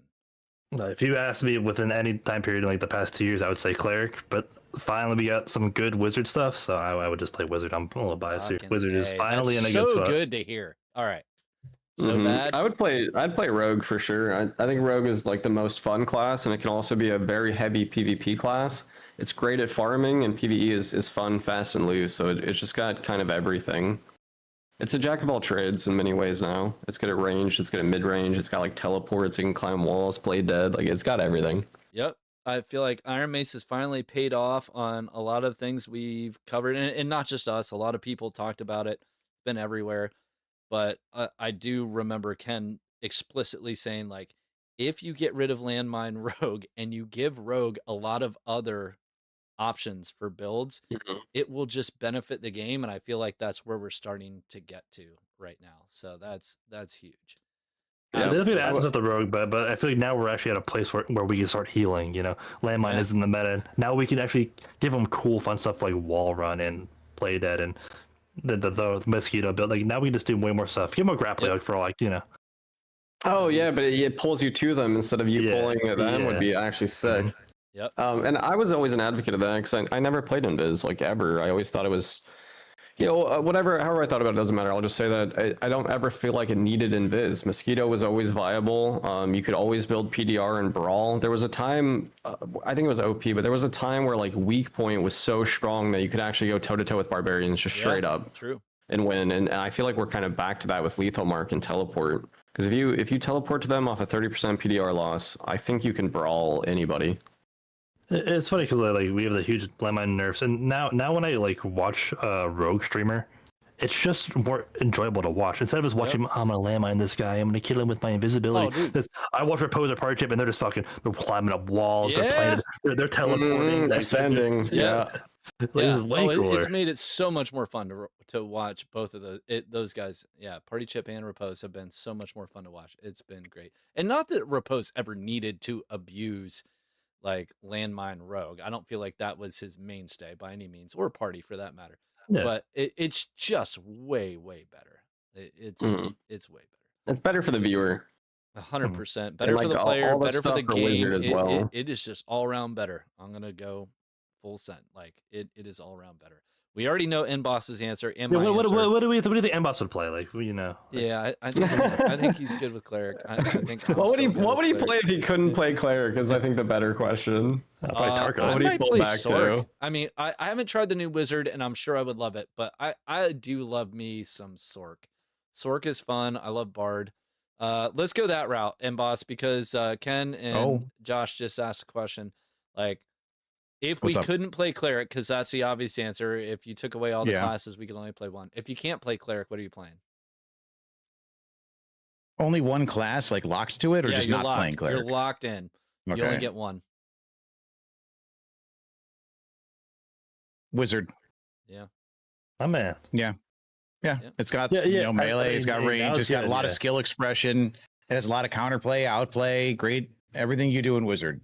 Yeah, previously I would say like the quality of life was so cancerous that I wouldn't want to just play Wizard because sitting down and you know. But now you can actually just kill mobs pretty easily. You can have melee options. You have range. It's nice. It is finally better than it used to be. Yep. I agree. I think I go Sork. I mean, I haven't tried the new Wizard, so that's the caveat here. I have not tried Wizard this wipe, but as of the last time that I played, it's weird. Nobody wants to have a Barbarian. I wonder why. No, I've still never played a Barb. I've never even created a Barbarian character since October of 2023. Honestly, you should put that on your resume. It's impressive. Dude, I've never created one. And I only had a rogue a handful of times just to see, like, to understand what they could do so I could try to kill them as a cleric. But, like, rogue and barbarian are the two classes I just pretty much don't play. I do enjoy Bard. I've loved playing Wizard in the past, but, like, it is definitely one of the highest skill cap classes out there. And I just always loved playing Cleric. And I really like playing Sork because of the melee options, longsword, parry riposte when Sork first came out. Like, that was a lot of fun. So I'm kind of leaning towards Sork. Sork's a good choice. Sork's a good choice. If I got crushed with Cleric, I'd have to go that route. Not having to sit down, you have cooldowns, so you have melee options. Yeah. Yep. Barb would be my second choice, but like you guys said, it's I think Barb is one of the strongest classes in the game. Rogue And almost first always choice, has Barb been. second choice. But like, listen, Barb is Most people are one-dimensional though. All rats. right, like that thing, it hits. It's a truck. All right, It's a next Jeep Wrangler. semi-rapid fire question. The Hmm. next proposed map from Iron Mace is a space map. How? Yeah, they said that, but we got Fire Deep. I mean, this has True. to be positive. This has to be a SCF's idea, right? It can't be Paul. Paul would never. Yeah, he said that. Well, he did say that. It was like, we want to go to space. Yep. And Sorry, I interrupted the final. No, you're good.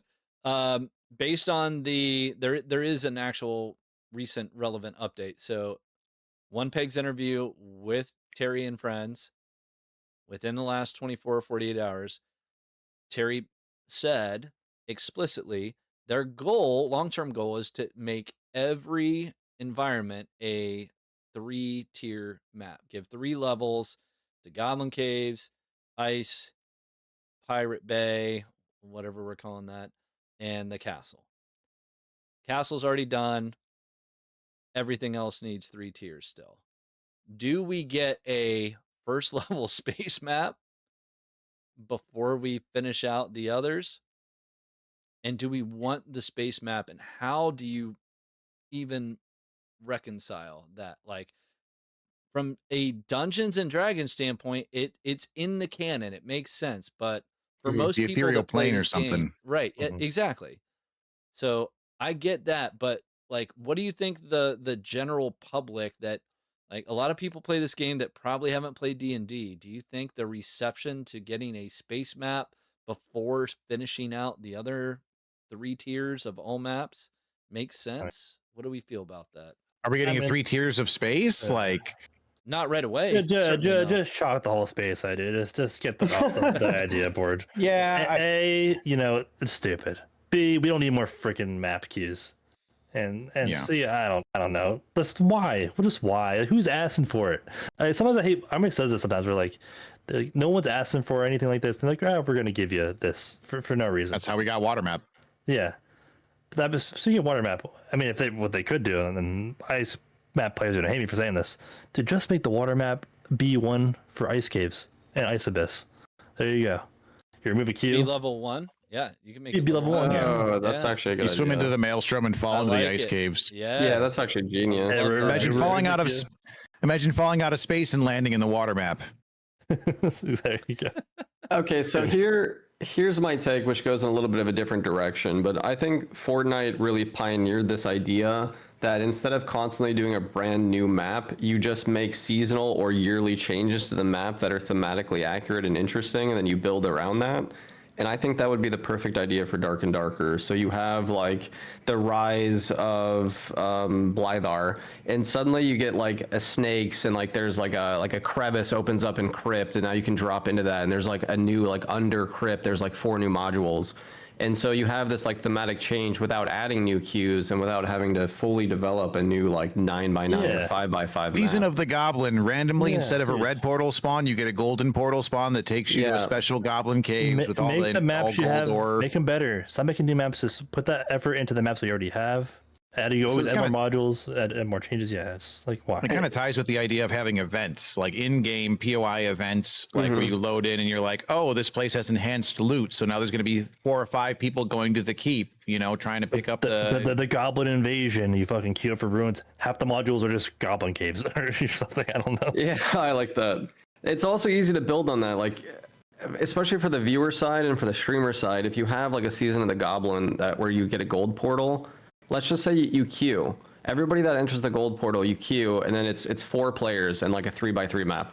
And like that becomes like the highlight of the season, right? Like suddenly you have these like 1v1v1s happening all the time, and like Yeah, everyone's events going would to be find the gold any portal. kind of event. Like I wish we just had events in general, and you could tie it to the maps. And yeah, there's a lot they could do.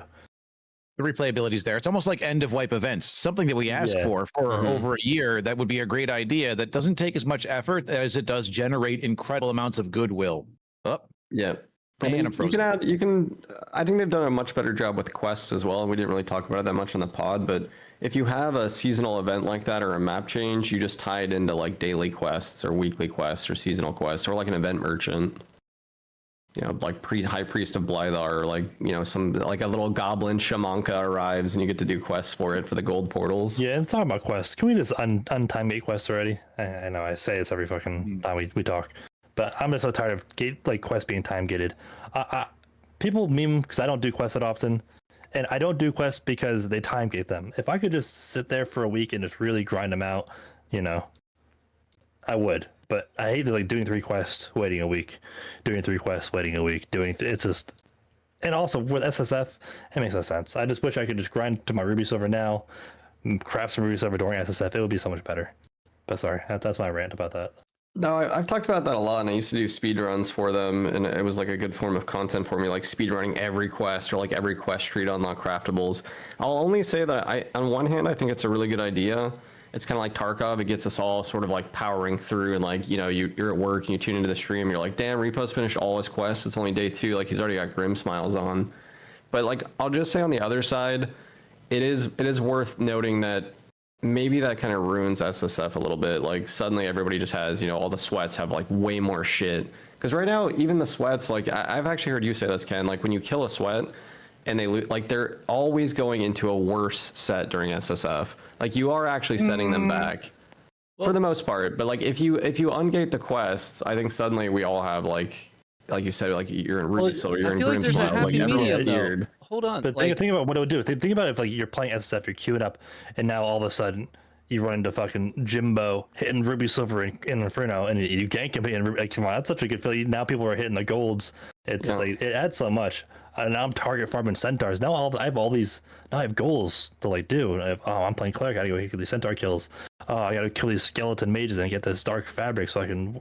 It gives you so much more like direction and things to do if you could just. I feel like they could add have the access to best it. of both worlds, but they're ignoring like simple, really obvious options.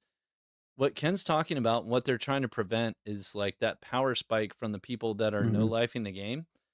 But you can have the best of both worlds. You can open the quest. You can allow someone to complete the quest by turning in all the items without claiming the benefit. And you can allow them to unlock the next quest so that people that are no lifing the game can get all the way through all of the quests, turn in all the items so they don't have them cluttering their inventory, and then time gate the rewards. time gate the reward itself so that people can just be like, I've done all the quests. All I got to do is wait to unlock this stuff and then click a button. And then they go on to enjoy the other aspects of the game because they've achieved all the dopamine, like that, like nag thing to like complete stuff is now off their list. And you just naturally go start playing other game modes, doing other things, because you've unlocked all the things that you know that you can do at that time, but you haven't been able to get that power spike to give you a massive advantage. I still think there are tons of people. I know that I would fall into this category. Maybe not everyone would. I would still do all of those quests as quick as I could just to knock that off my list and know that I could click the button the second that it opens. They can just I raise don't the know what to affinity do. requirement. There's a lot of interesting. minimal options, but from like a programming standpoint, I feel like that would be pretty difficult It's to time not, gate through. dude, I'm telling you, it's not. I do this shit. Like, it's not. It's not hard to do that. You're not Iron Mace. That is We true. don't even get I square am not. slots. I am not Iron Mace, but I'm telling you that is not hard. Yeah, you haven't to seen gate their that. We spaghetti. don't know. I was gonna say we don't know how their spaghetti links are stuck there. So, Yeah, but I would like to see that. I would be okay with that. It would be they could raise the affinity requirement. I do think they did a good job with re-gearing because now I can buy a blue set of gear from a vendor and immediately jump back in with like it's very quick to put on gear that makes me feel competitive. And if we keep moving along that, I won't be as upset. Plus, they've nerfed down a lot of those Grim Smiles and craftables are not the winner. Like they're valuable, but they're not like. I'm not going to do that all the time. I'm not going to spend the effort to craft them. Like your average craft item compared to like your average just dropped purple isn't that much different. So Yeah, you're actually and right. it's more like the specific nature of the craft items would allow me to gather more of those materials per run. Like right now it's arcane essence and ore and like a droplet of water or whatever nonsense bonus material you need, like a flower. Those are like a single run material that isn't a guarantee. Now, if I go in and I farm out the gold on goblin caves, or if I'm farming centaur tails for those extra pieces of stuff, that's extra effort that should dictate some kind of a reward. but it's also a different kind of material that gets consumed in the process and creates more POIs on the map for other players to find. It just, everything is a win from it, I think. Yeah, I was talking about it earlier, like a day or two ago on stream, about how runes used to feel so good. Because walking those gold modules. Yeah, well, the POIs were spread out, though. That's the point. Like, now, you have POIs of runes, but they're all in the same area. You have the red portal main POI, the bridge, the golem, and the gold pile, and the boss are right next to it. Like, all the POIs are right next to each other. And old runes is like, a gold ore one corner, gold ore other corner, boss middle, red portal here, and it was spread out. So you had, like, these weird points of contention, but they're all over the place. We're just everybody in one dogpiling in the middle of the map. And I kind of miss that. And I kind of feel like that's like what having more crafting options for SSF would do. Like, no, now I'm going to go hit the Ruby Silver. I'm going to go farm this. It turns these random areas you wouldn't think about being POIs into POIs. But yeah, this is, not right now, though, sadly. And the argument against it that they've given just doesn't make any sense to me. Like, at the end of the day, I just feel like it's the same reason that they want other things implemented, and that's because player count. Every 2 weeks on Thursday, today, we had 5 p.m. quests came out, whatever. Everybody's going to jump in and want to do those quests. So it's like it keeps the flow for players logging back in, but I feel like it's disingenuous to make that the focal point for the not having of that change, because there really is no other argument against it. I mean, I'll happily listen to it if somebody could bring up something that makes a compelling argument against why we should have all of the quests out. And again, it's like the gear difference, not that big. It's SSF, so you have to farm for it, and you get rewarded for the farming anyways. And if you're a normal player, you can still go down and ignore those things and farm the monsters and get legendary gear that's very competitive or on par, if not better than the crafteds. Yeah, preach. There. So I know we were supposed to be in rapid fire, but you guys, while you were talking, just reminded me of one thing that we nothing rapid about us. We haven't talked about the workshops. Like, at all. That's brand new since the last time we met, and I don't feel like I see anyone talking about that. But that was one of the things when I logged in. When did that come out? Season 8, 9? When did they do workshops? Whenever it was, I think it was 8. Yeah, this season I actually paid attention to it. And it was like, you know what? I'm accumulating a lot of crap gear, and I'm just going to recycle this stuff in the workshop. Now, you had to pay 1,000 gold to unlock all these workshops, which isn't that hard to get. Like, One Pig was talking with Terry yesterday, like, about the increase to cost to High Roller, and he was like, at least this is the way I inferred it. Don't you think the price is a little steep? Like 500 to enter seems a little steep for the average player. And part of me was like, dude, I'm basically the average Joe player right now, and 500 doesn't feel steep. Like, you can do that in one PvE raid in going to ruins and crypts. No problem. 500 done. You've earned your way into High Roller. Or you can go to norms and do it on ruins in like 5 minutes. It is 5 minutes of your life to get an entry fee to High Roller, in which you now get your token of 500 back if you escape. Like, that to me seems like a really fair escalation path, earned escalation path that doesn't require you to be a no-lifer. Like, I feel like that is brilliant. The workshops, however, like 1,000 gold, each one, and then the way you have to level them up does feel like it maybe merits a little bit of thought about which one you want to actually try to go all in on. Because, like, when you're trying to buy stash tabs, you're trying to do everything else that you have to do in the game. Like, I mean, you're investing money in a lot of stuff, and within a week or two, it's going to be kits. But at least for the first 2 weeks, we do have some gold sinks, and I do appreciate about the workshops. But even then, like, I haven't done much, but I went through like 50, 60 levels in a few days, and it was like, I still don't have enough gold to level up my workshops, and I don't even know if it's going to be worth it. I'm scrapping this gear. Well, that's it right there. That is not, sadly. Like I said, I love the idea of workshop. I would want. I like that's the question. Is it worth it? It's not, sadly. They really. It is. I'll come from the other side and just say that I used it last season for the first time, and I made like 1 or 2 million gold. It is absolutely worth it for high knowledge players and for arena players, because the ability to re-roll things that's Exactly. it's way cheaper than recrafting it.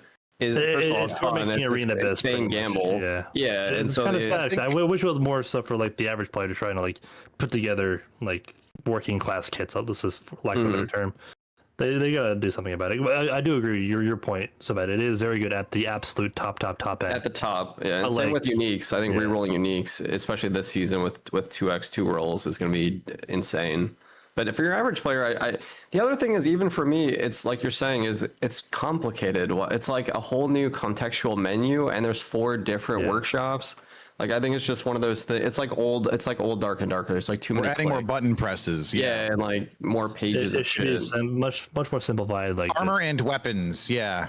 Blacksmith and armor smith, and just have them too. No breakdown workshops, no plate. nonsense. Should just be breakdown plate for ringgit, breakdown cloth for cloth, breakdown jewelry for gems, and then do craft with those. I don't know. Well, yeah, exactly. When you mention gems, it's like, do I even bother investing in this, or can I just solve the same problem with saving more gems? Like marketplace. Like, do I even Yeah, need to and- worry about collecting crap gear or recycling my own gear when my inventory gets more full?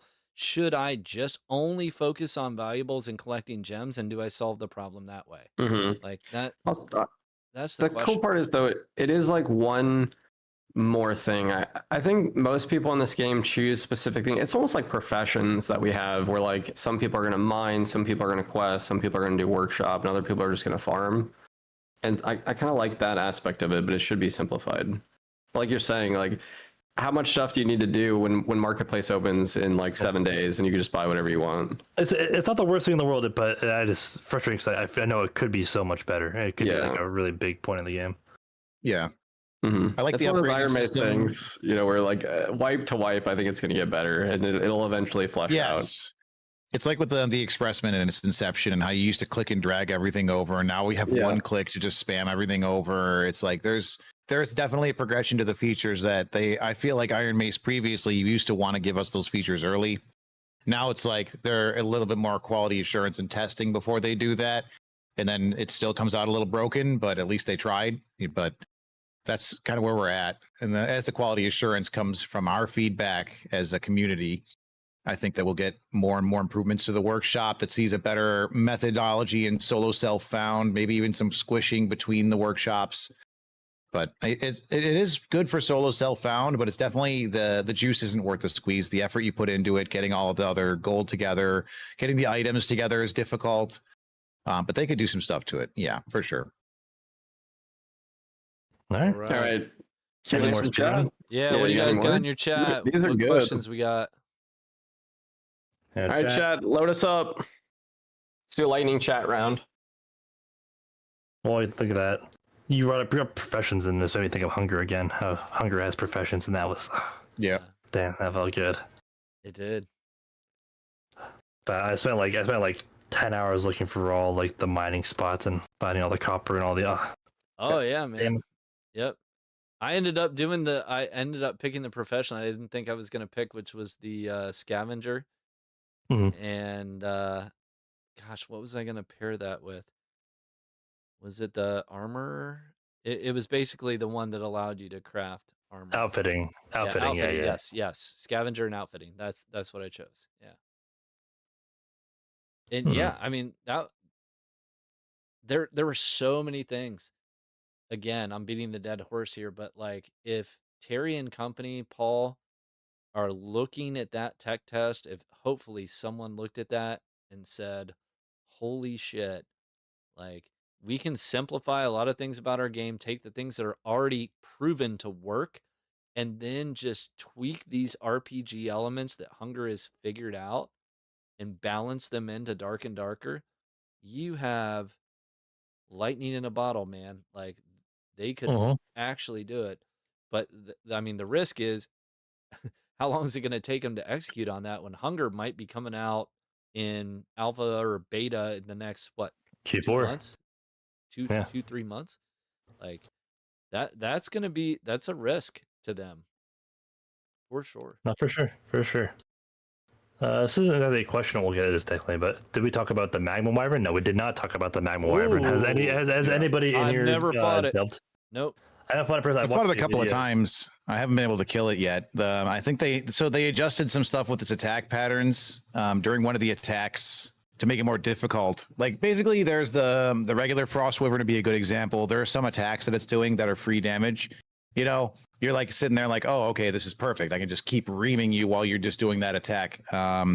He would do like this lava spit, and while doing it, if you happen to hit one of his basically if you touch his wing, he'll swing to the side that you touched and counter you, which makes it a lot more difficult. It seemed like it was a lot easier to do the boss. I haven't killed it yet again, but it was easy, and this makes it a lot more difficult. So I'm not a big bosser, but I will say it looks freaking cool. It feels like every time Iron Mace makes a new boss, they like, I'm not sure who their boss guy is, but you know, he's like putting in the work. He's getting better every time. He's Employee of the Month. Yeah. Him and Lego for the trailers. Yep. And the shorts. Yeah, I agree. I think the intro to the fight is really cool. I think it's one of the coolest boss rooms in the game.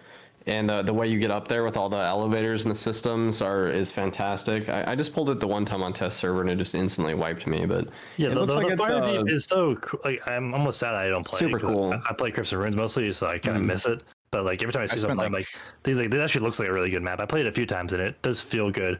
The dwarf themes, like it's like very touching my gold. It's probably the closest feeling to like Crypts that I get out of any of the other maps. Yep. And really good adventure vibe to it. I've been playing the absolute hell out of that map. I probably put 3 straight days over the last week directly into the Ashen Deep, running around, exploring. There's a lot of bugs, a lot of buggy monsters and buggy environment. There's lava that doesn't show up half the time that's burning you while you're running through it. But overall, the aesthetic is a lot of fun. There are also some modules that are rehashed from Crypt modules that when you run down there, you walk in, you're like, have I been here before? You know, and I kind of like that. And they are adjusted for that map. They're not just like carbon, copies and pastes of different Goblin modules or Crypt modules. But overall, I really enjoy the Fire Deep. I like the expansion they've done to it with also with the Ember Gem down there, creating more POIs. Now we got both bosses spawning and the Ember Gem. I don't know if they actually added a middle room for both the boss spawns, but that is Obsidian ore is premium. That is what you want for Arena. Yes, that's yes. the best there is also, if people don't know, there is more Obsidian spawns in the new modules. You can go and find that without having to kill either of the bosses, which was originally one of the hardest to get. So, but there is a bunch of Obsidian all over the place, similar to the Tidespawn. Epic gear.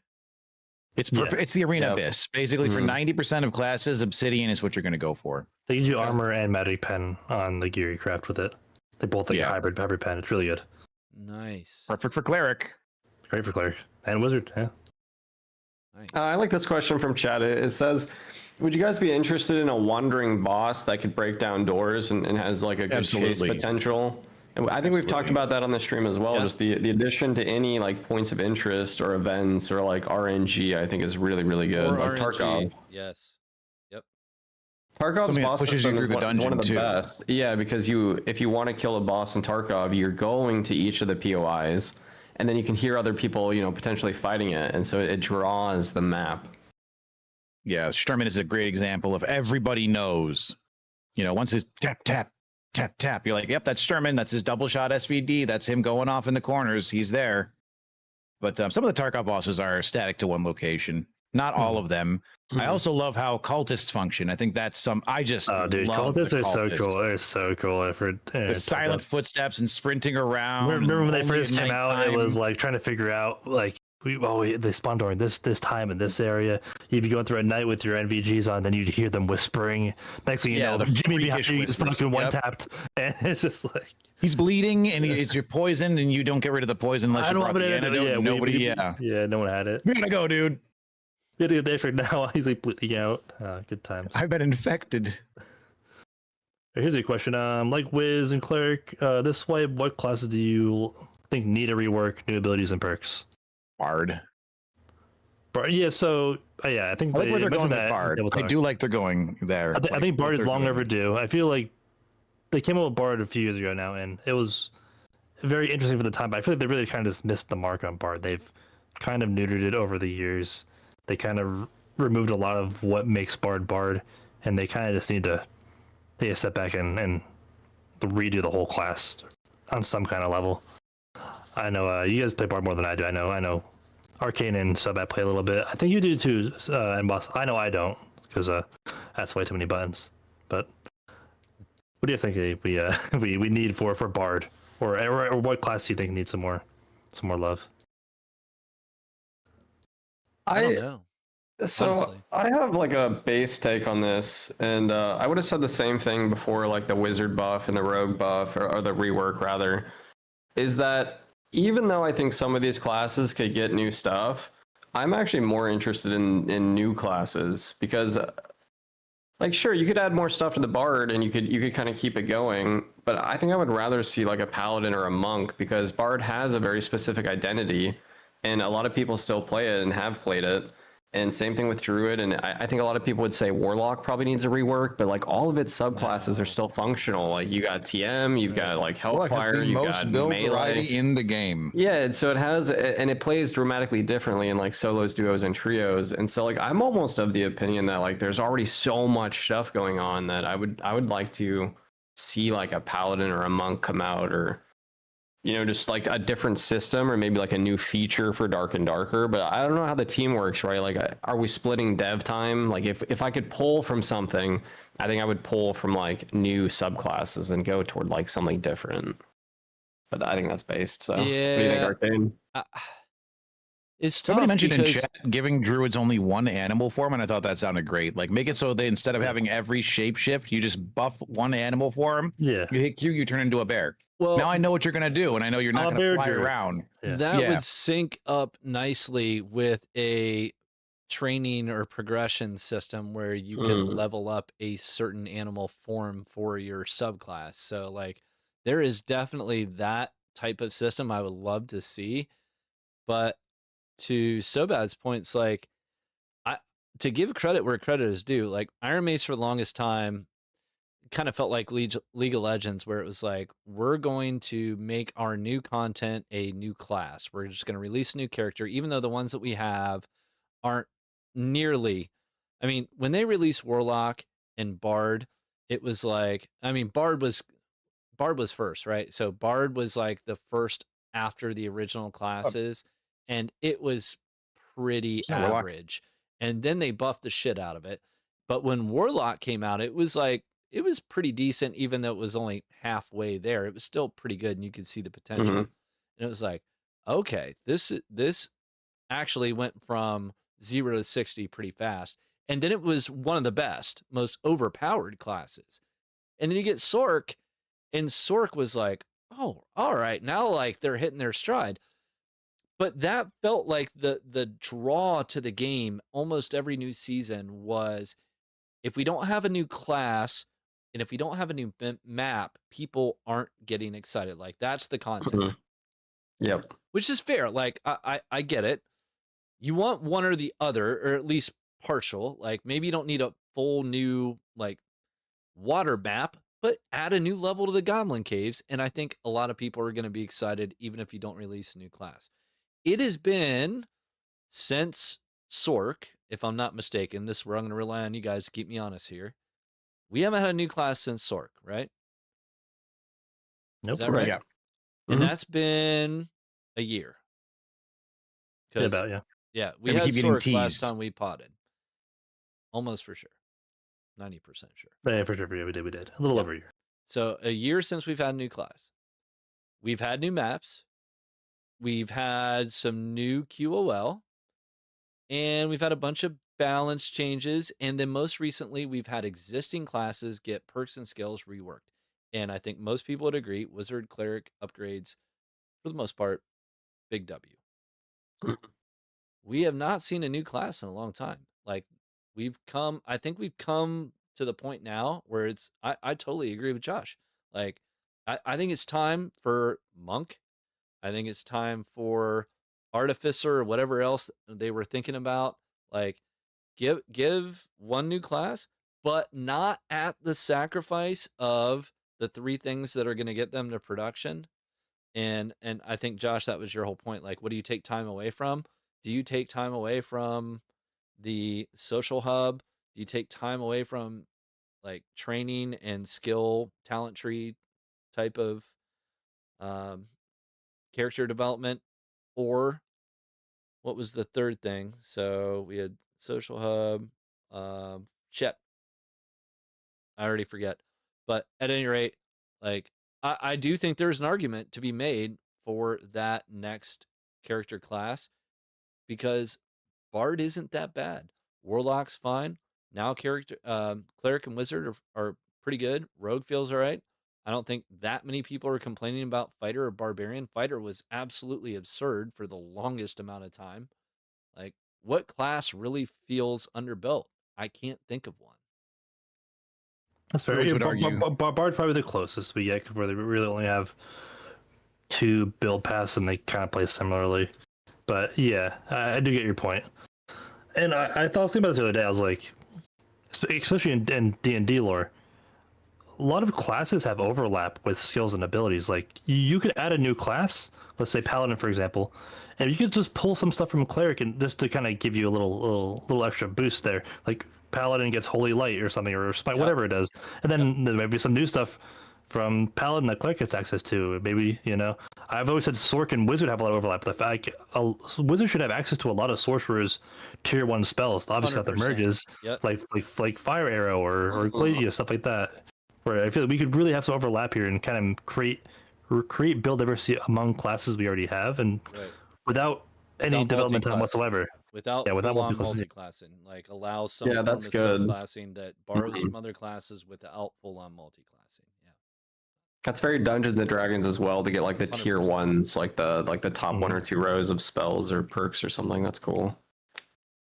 But yeah, even I think if they do end up reworking them, like, it's not that I'm against a rework.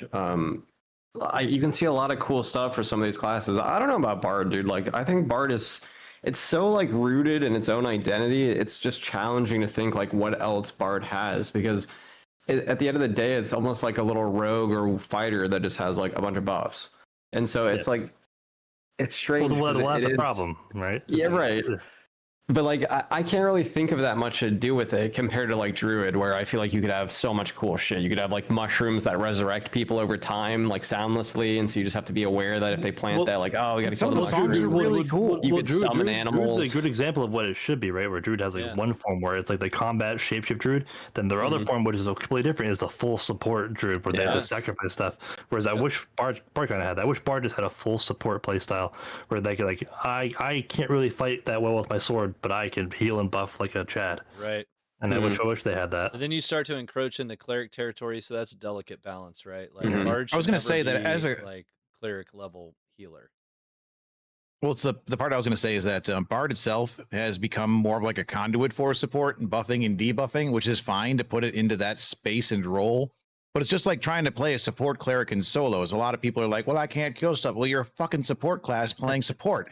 Right. No shit, you jackass. Like, you're entirely built around the dynamic of supporting other players that don't have any, like... Dude, I have Light Beacon 10 spell, and for some reason I'm weak in solos. Yeah, it's like, okay, so you could fix that, like you could have your own empowering songs or debuff songs, like you could be a 10 debuff song Bard instead, but right now we do have like a limited class identity, but I do find a lot of people are complaining about that sort of an aspect. Like, Bard got buffed into a better team player, less of a solo. I don't think I've seen really, maybe a couple of solo Bards, not as many. They're usually just loot running though, like chest openings, running through places. But yeah, that was driving me nuts. Like, Bard was like, hey, we're dead. And it's like, no, your class identity is actually more defined than previously. You finally have more utility to a group slot than before. And with these changes, I think we can see even more in that aspect to give you an identity, but not maybe the identity you really wanted when you started the class. So yeah, fair it's enough. just something to think about. Yeah, fair. Amen. Boss, what do you got in your chat? Any questions in there? No, my chat can't read. Fair enough. How long have we been going? We've been going for a while anyway, honestly. Yeah, we've been going, boys. This is great. This is really good, guys. We I think gotta this is going leave to be great something for the next. YouTube crowd as well. This is something you could listen to at the gym or like on your way to work or whatever. I'd listen to good me. balance covering a lot of topics. Any last thoughts from Chad? Maybe 1 or 2 more questions. We'll wrap it up. Processing, reading. Oh, I like somebody said Faustian changes. I think Faustian is just one of those things that's another system that sort of fleshes itself out season to season. And Absolutely. I don't really know like what you can do with it, what else you can do, because I think it's fun. Faustian Q.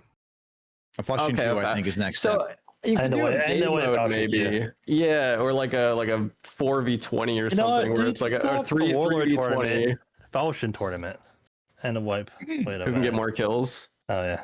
Wouldn't it be cool to have a tournament where like 10 players spawn in as Faustians and try, like a Left 4 Dead style versus game Yeah, mode? yeah. There's one squad of players like humans. Yeah, if you wipe the map, you get like 20 tokens or something crazy. You know, like if you happen to kill all the other players, but it requires a queue, it requires those players. That'd be just great, man. There's so much they can do with the Faustian. There is a lot you could do with it. I think the easiest thing they could do would be to let us choose what monster we are, or maybe see where it is on the map. Like maybe the higher your affinity, like you can kind of choose like, I'd rather be this. And then you do it with the amount of tokens you earn, but it's not really a selection. I think you should be able to see where Yeah. the alive players are to make that choice. That might be a little too much information, but I agree. Even if you're affinity capped, no, I'm not saying get rid of the affinity cap. Like you should have to earn the ability to be a Skelly champ or whatever, especially if you're down in the lower levels. But like let's just say ruins. You die in ruins, and you could argue the merits of whether or not you need to have killed or interacted with enough objects to even be able to claim your Faustian token. But once you do, like to me, getting stuck, like the amount of times I've been stuck as a mob that hasn't even been spawned at all. It's still laying on the ground, and I have to get the mob up, and then I'm stuck in a room that I can't get out of. Like the amount of times that has happened because there's no door. It's like some weird ass area. I want to clarify. Like, that happens all the time. The reason that happens is exactly what you described. It's a result of people not being able to go into that room to catch the monster, so those monsters are alive, and therefore you can only take over an existing live monster. So you're going to respawn in the places where the monsters are alive, aka gold key rooms or other rooms. I think the solution would be to remove monsters from a lot of those areas, or make it so that they're, spawning as the skeleton mage on the runes and being stuck behind a Jesus size barrier or whatever. You can't even get through it. There's nothing you can do. Like that sucks, but that's because the mob is stuck in there. You can easily add another pressure plate inside to circumvent that. But like spawning as the golden key monsters, unless somebody's opened the golden key room, if they clear everything off the map, that's going to be the only thing you can take over as a spawn. So it's like a problem as if people aren't clearing it, then they aren't clearing it. That's the only monsters. You have like an increased rate of spawning at that place by like 40%. Well, even so if it's like it's a noticeable problem. Agreed, 100%. Even if you think it's a terrible idea to allow people to spawn, like pick a certain level of monster. Like let's say I have enough affinity to be a Skelly Archer. And when I die, I get to see where all the live player characters are. If you think it's too absurd or overpowered to be allowed to choose the monster that's closest to the live character, at least if I'm randomly spawned on the map, give me some kind of like bat signal that tells me where the player is, because like the amount of times that I've just like wandered around the map aimlessly when there's like one person on ruins and there's 49 modules, and I'm trying to figure out, or whatever the 7x7 equivalent is, maybe that math doesn't math, but that's right. Like, dude, there's one person left. There's 7 minutes in the raid. Everyone's gone down to crypts, and I've spawned in like the most distant module possible from that one player, and I waste 10 minutes of my life trying to find them. Like, just give you a compass that point you in the right direction. Yes, just some kind of heat signature that says, yes, there is a live player in this direction, or this direction, or this direction, and here's roughly how close they are. And oh, by the way, when you spawned in, here's how many alive players there are. Because if there's one, I'm just gonna auto end myself on life immediately and say, it'd be like game. Every Faustian has a Q, and maybe not every Faustian has an E. Maybe they just give a pass, or an every 30 seconds you hit E, and it shows like a small direction of where there's a player, just so you Yes. Yeah, like a have 1 it. second channel or something like Blood Sense or Life Sense. Yep. And I'm other thinking option when you is- guys are saying that about like The Witcher or V Rising, if you played either of those, where you kind of get like a directional feeling and it kind of gets Yeah. stronger the closer you get. That'd Why be not? The huge. other one, Yeah, they can do a lot with it. It would also be cool to do like if you could bring out if there was a monster expressman, like a little goblin somewhere on the map, and it had like half the space of the actual expressman. So you could maybe get something. It would kind of More incentivize you POIs. more Yeah. to kill back them. to POIs. Yeah. Yep. But yeah, I think for the final question, we've got Let's do it. Lord Viteas in the chat. He says season 11 predictions for 1 week into season 10. What do you guys think for season 11? I think Paul gets fired, SCF retakes over the reins, and Barbarian gets buffed. Lombo Boo. does 50 damage. Boo this man. Boo. Boo this man. We bring back Ambush. Oh yeah, So accurate. and we're all in space. Minus 10% fighter weapon mastery damage. Let him That's what we cook. get. Let him cook. +3 all I have no idea. acts, Well, they and- did say season 11 though is going to be the Bard and Warlock little rework. They or did. buff. Okay, I didn't Yeah. know that. Okay. So that's good. Yeah, that's probably the ones that are left, right? They worked everything else besides Druid. I don't think Everybody had Warlock their needs patch. it. Yeah, but nobody Warlock cares might about need, like, Druid. 2 tweaks. I don't think they do, but like I said, we've already worked. We did the Fighter Bard, we did the Rogue Ranger, we did the Wizard Cleric. You know, we gotta be fair, I guess. Yeah. And Mhm. you know, just because Warlock is already kind of decent. More I haven't is seen always a lot better. of Rangers. Like I know it's nice, right? Rangers. Did Yeah, but the ones you Longbow do get, see what are, happened to are Longbow? so good, man. Explosive shot is insane. Well, we have They're magic That's what happened to arrows. Longbow. We have Yeah. magic It's what arrows happened now. to SSF right now. A lot of the classes, like that's why you don't see as many wizards. You know, the wizards that you see are going to be dangerous because they're wizards that are willing to play in SSF and know how to Mhm. gear. It's the same with rangers. If you're going to see a ranger, probably Yeah, going to be SSF ranger dangerous sucks. because they know how to gear. So with So warlocks, that's like part of the caster locks, dynamic. you won't really see them until we get marketplace. SSF is all No, about looting. no, Well, caster- A, Ranger is like a very gear dependent class. B, SSF is all about looting, and what does Ranger have to do? Fill half your inventory with arrows. So like Not anymore. Quivers. No, not anymore. Quiver? It's still a good amount of Well, you slots. have to Plus you find a can't res meds. Yeah. You know, it's still like your inventory is smaller than the average players because you're playing Ranger, and that's Wait. not good for SSF. Can you buy a quiver? Yeah, Does you can buy the- 'em, you can buy 'em. Yeah, Oh, you can buy a 'em? quiver. Okay. That's Yeah, that's yeah. way better Woodsman than it has was. 'em. All right. Yeah. I actually think for going forward, I would really like to see a throwable pouch because I think barbs and rogues, it's like full inventories of throwable still. It's not like a pressing issue, but I would like to see that. No, I Nah, agree. screw you guys. Like a javelin bag or something. They can make them stack higher than 2. That's all. That's all you get. But then Yeah, again, like you in can your go higher than inventory, 2. but then you can only Yeah. put 2 at your hotbar would actually be a good fix. Like you can put 10 in your inventory, and then it moves to 2 onto your hotbar would be really good. Inventory guy is gone though, so we're Yeah, just blowing smoke into the wind. Season 11, I don't know, man, because I think 10, this is one of our biggest seasons. We got 6 new artifacts, we got 2 total class reworks, and I would say that Wizard and Cleric are the biggest reworks we've ever had. I think They're they very each have robust. A lot of stuff ton about of it, yeah. robust, perfect word. We got basically a brand new map because I feel like nobody really played Fire Deep before. For the most part, like you just went to Colossus and that was it.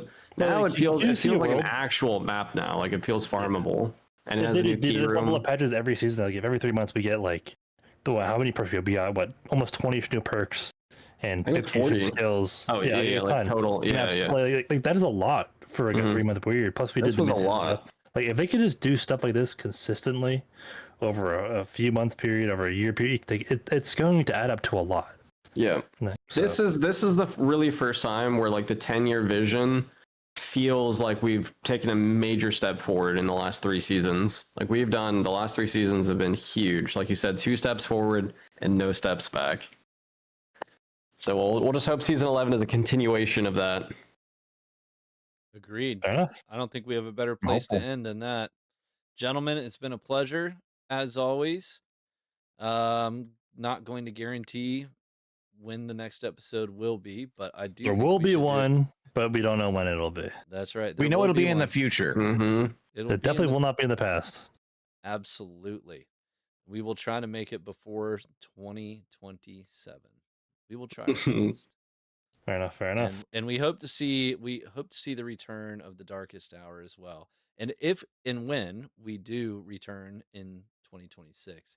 I do think we should grab a legacy guest to join us. For sure, for sure. Nice. Yeah, everyone's back. I think Soma's playing, Odin's playing, Jay is playing. So I there's love it. choices. It's a great time to be alive, boys. All right, gents. Cheers. Thanks to everybody in the chat. GGs. It was a pleasure as always. Thanks for everybody for tuning in on all channels. Ken, So Bad, and Boss. All the audiences. You guys are great. Thanks for joining. Oh yeah. We'll see you next Okay, time. thank you. We appreciate your point of view as well. Thanks for taking the time. Absolutely. We'll see you, gents. Mm-hmm. Bye Hold the bye. line. Jeez. Bye. Cheers.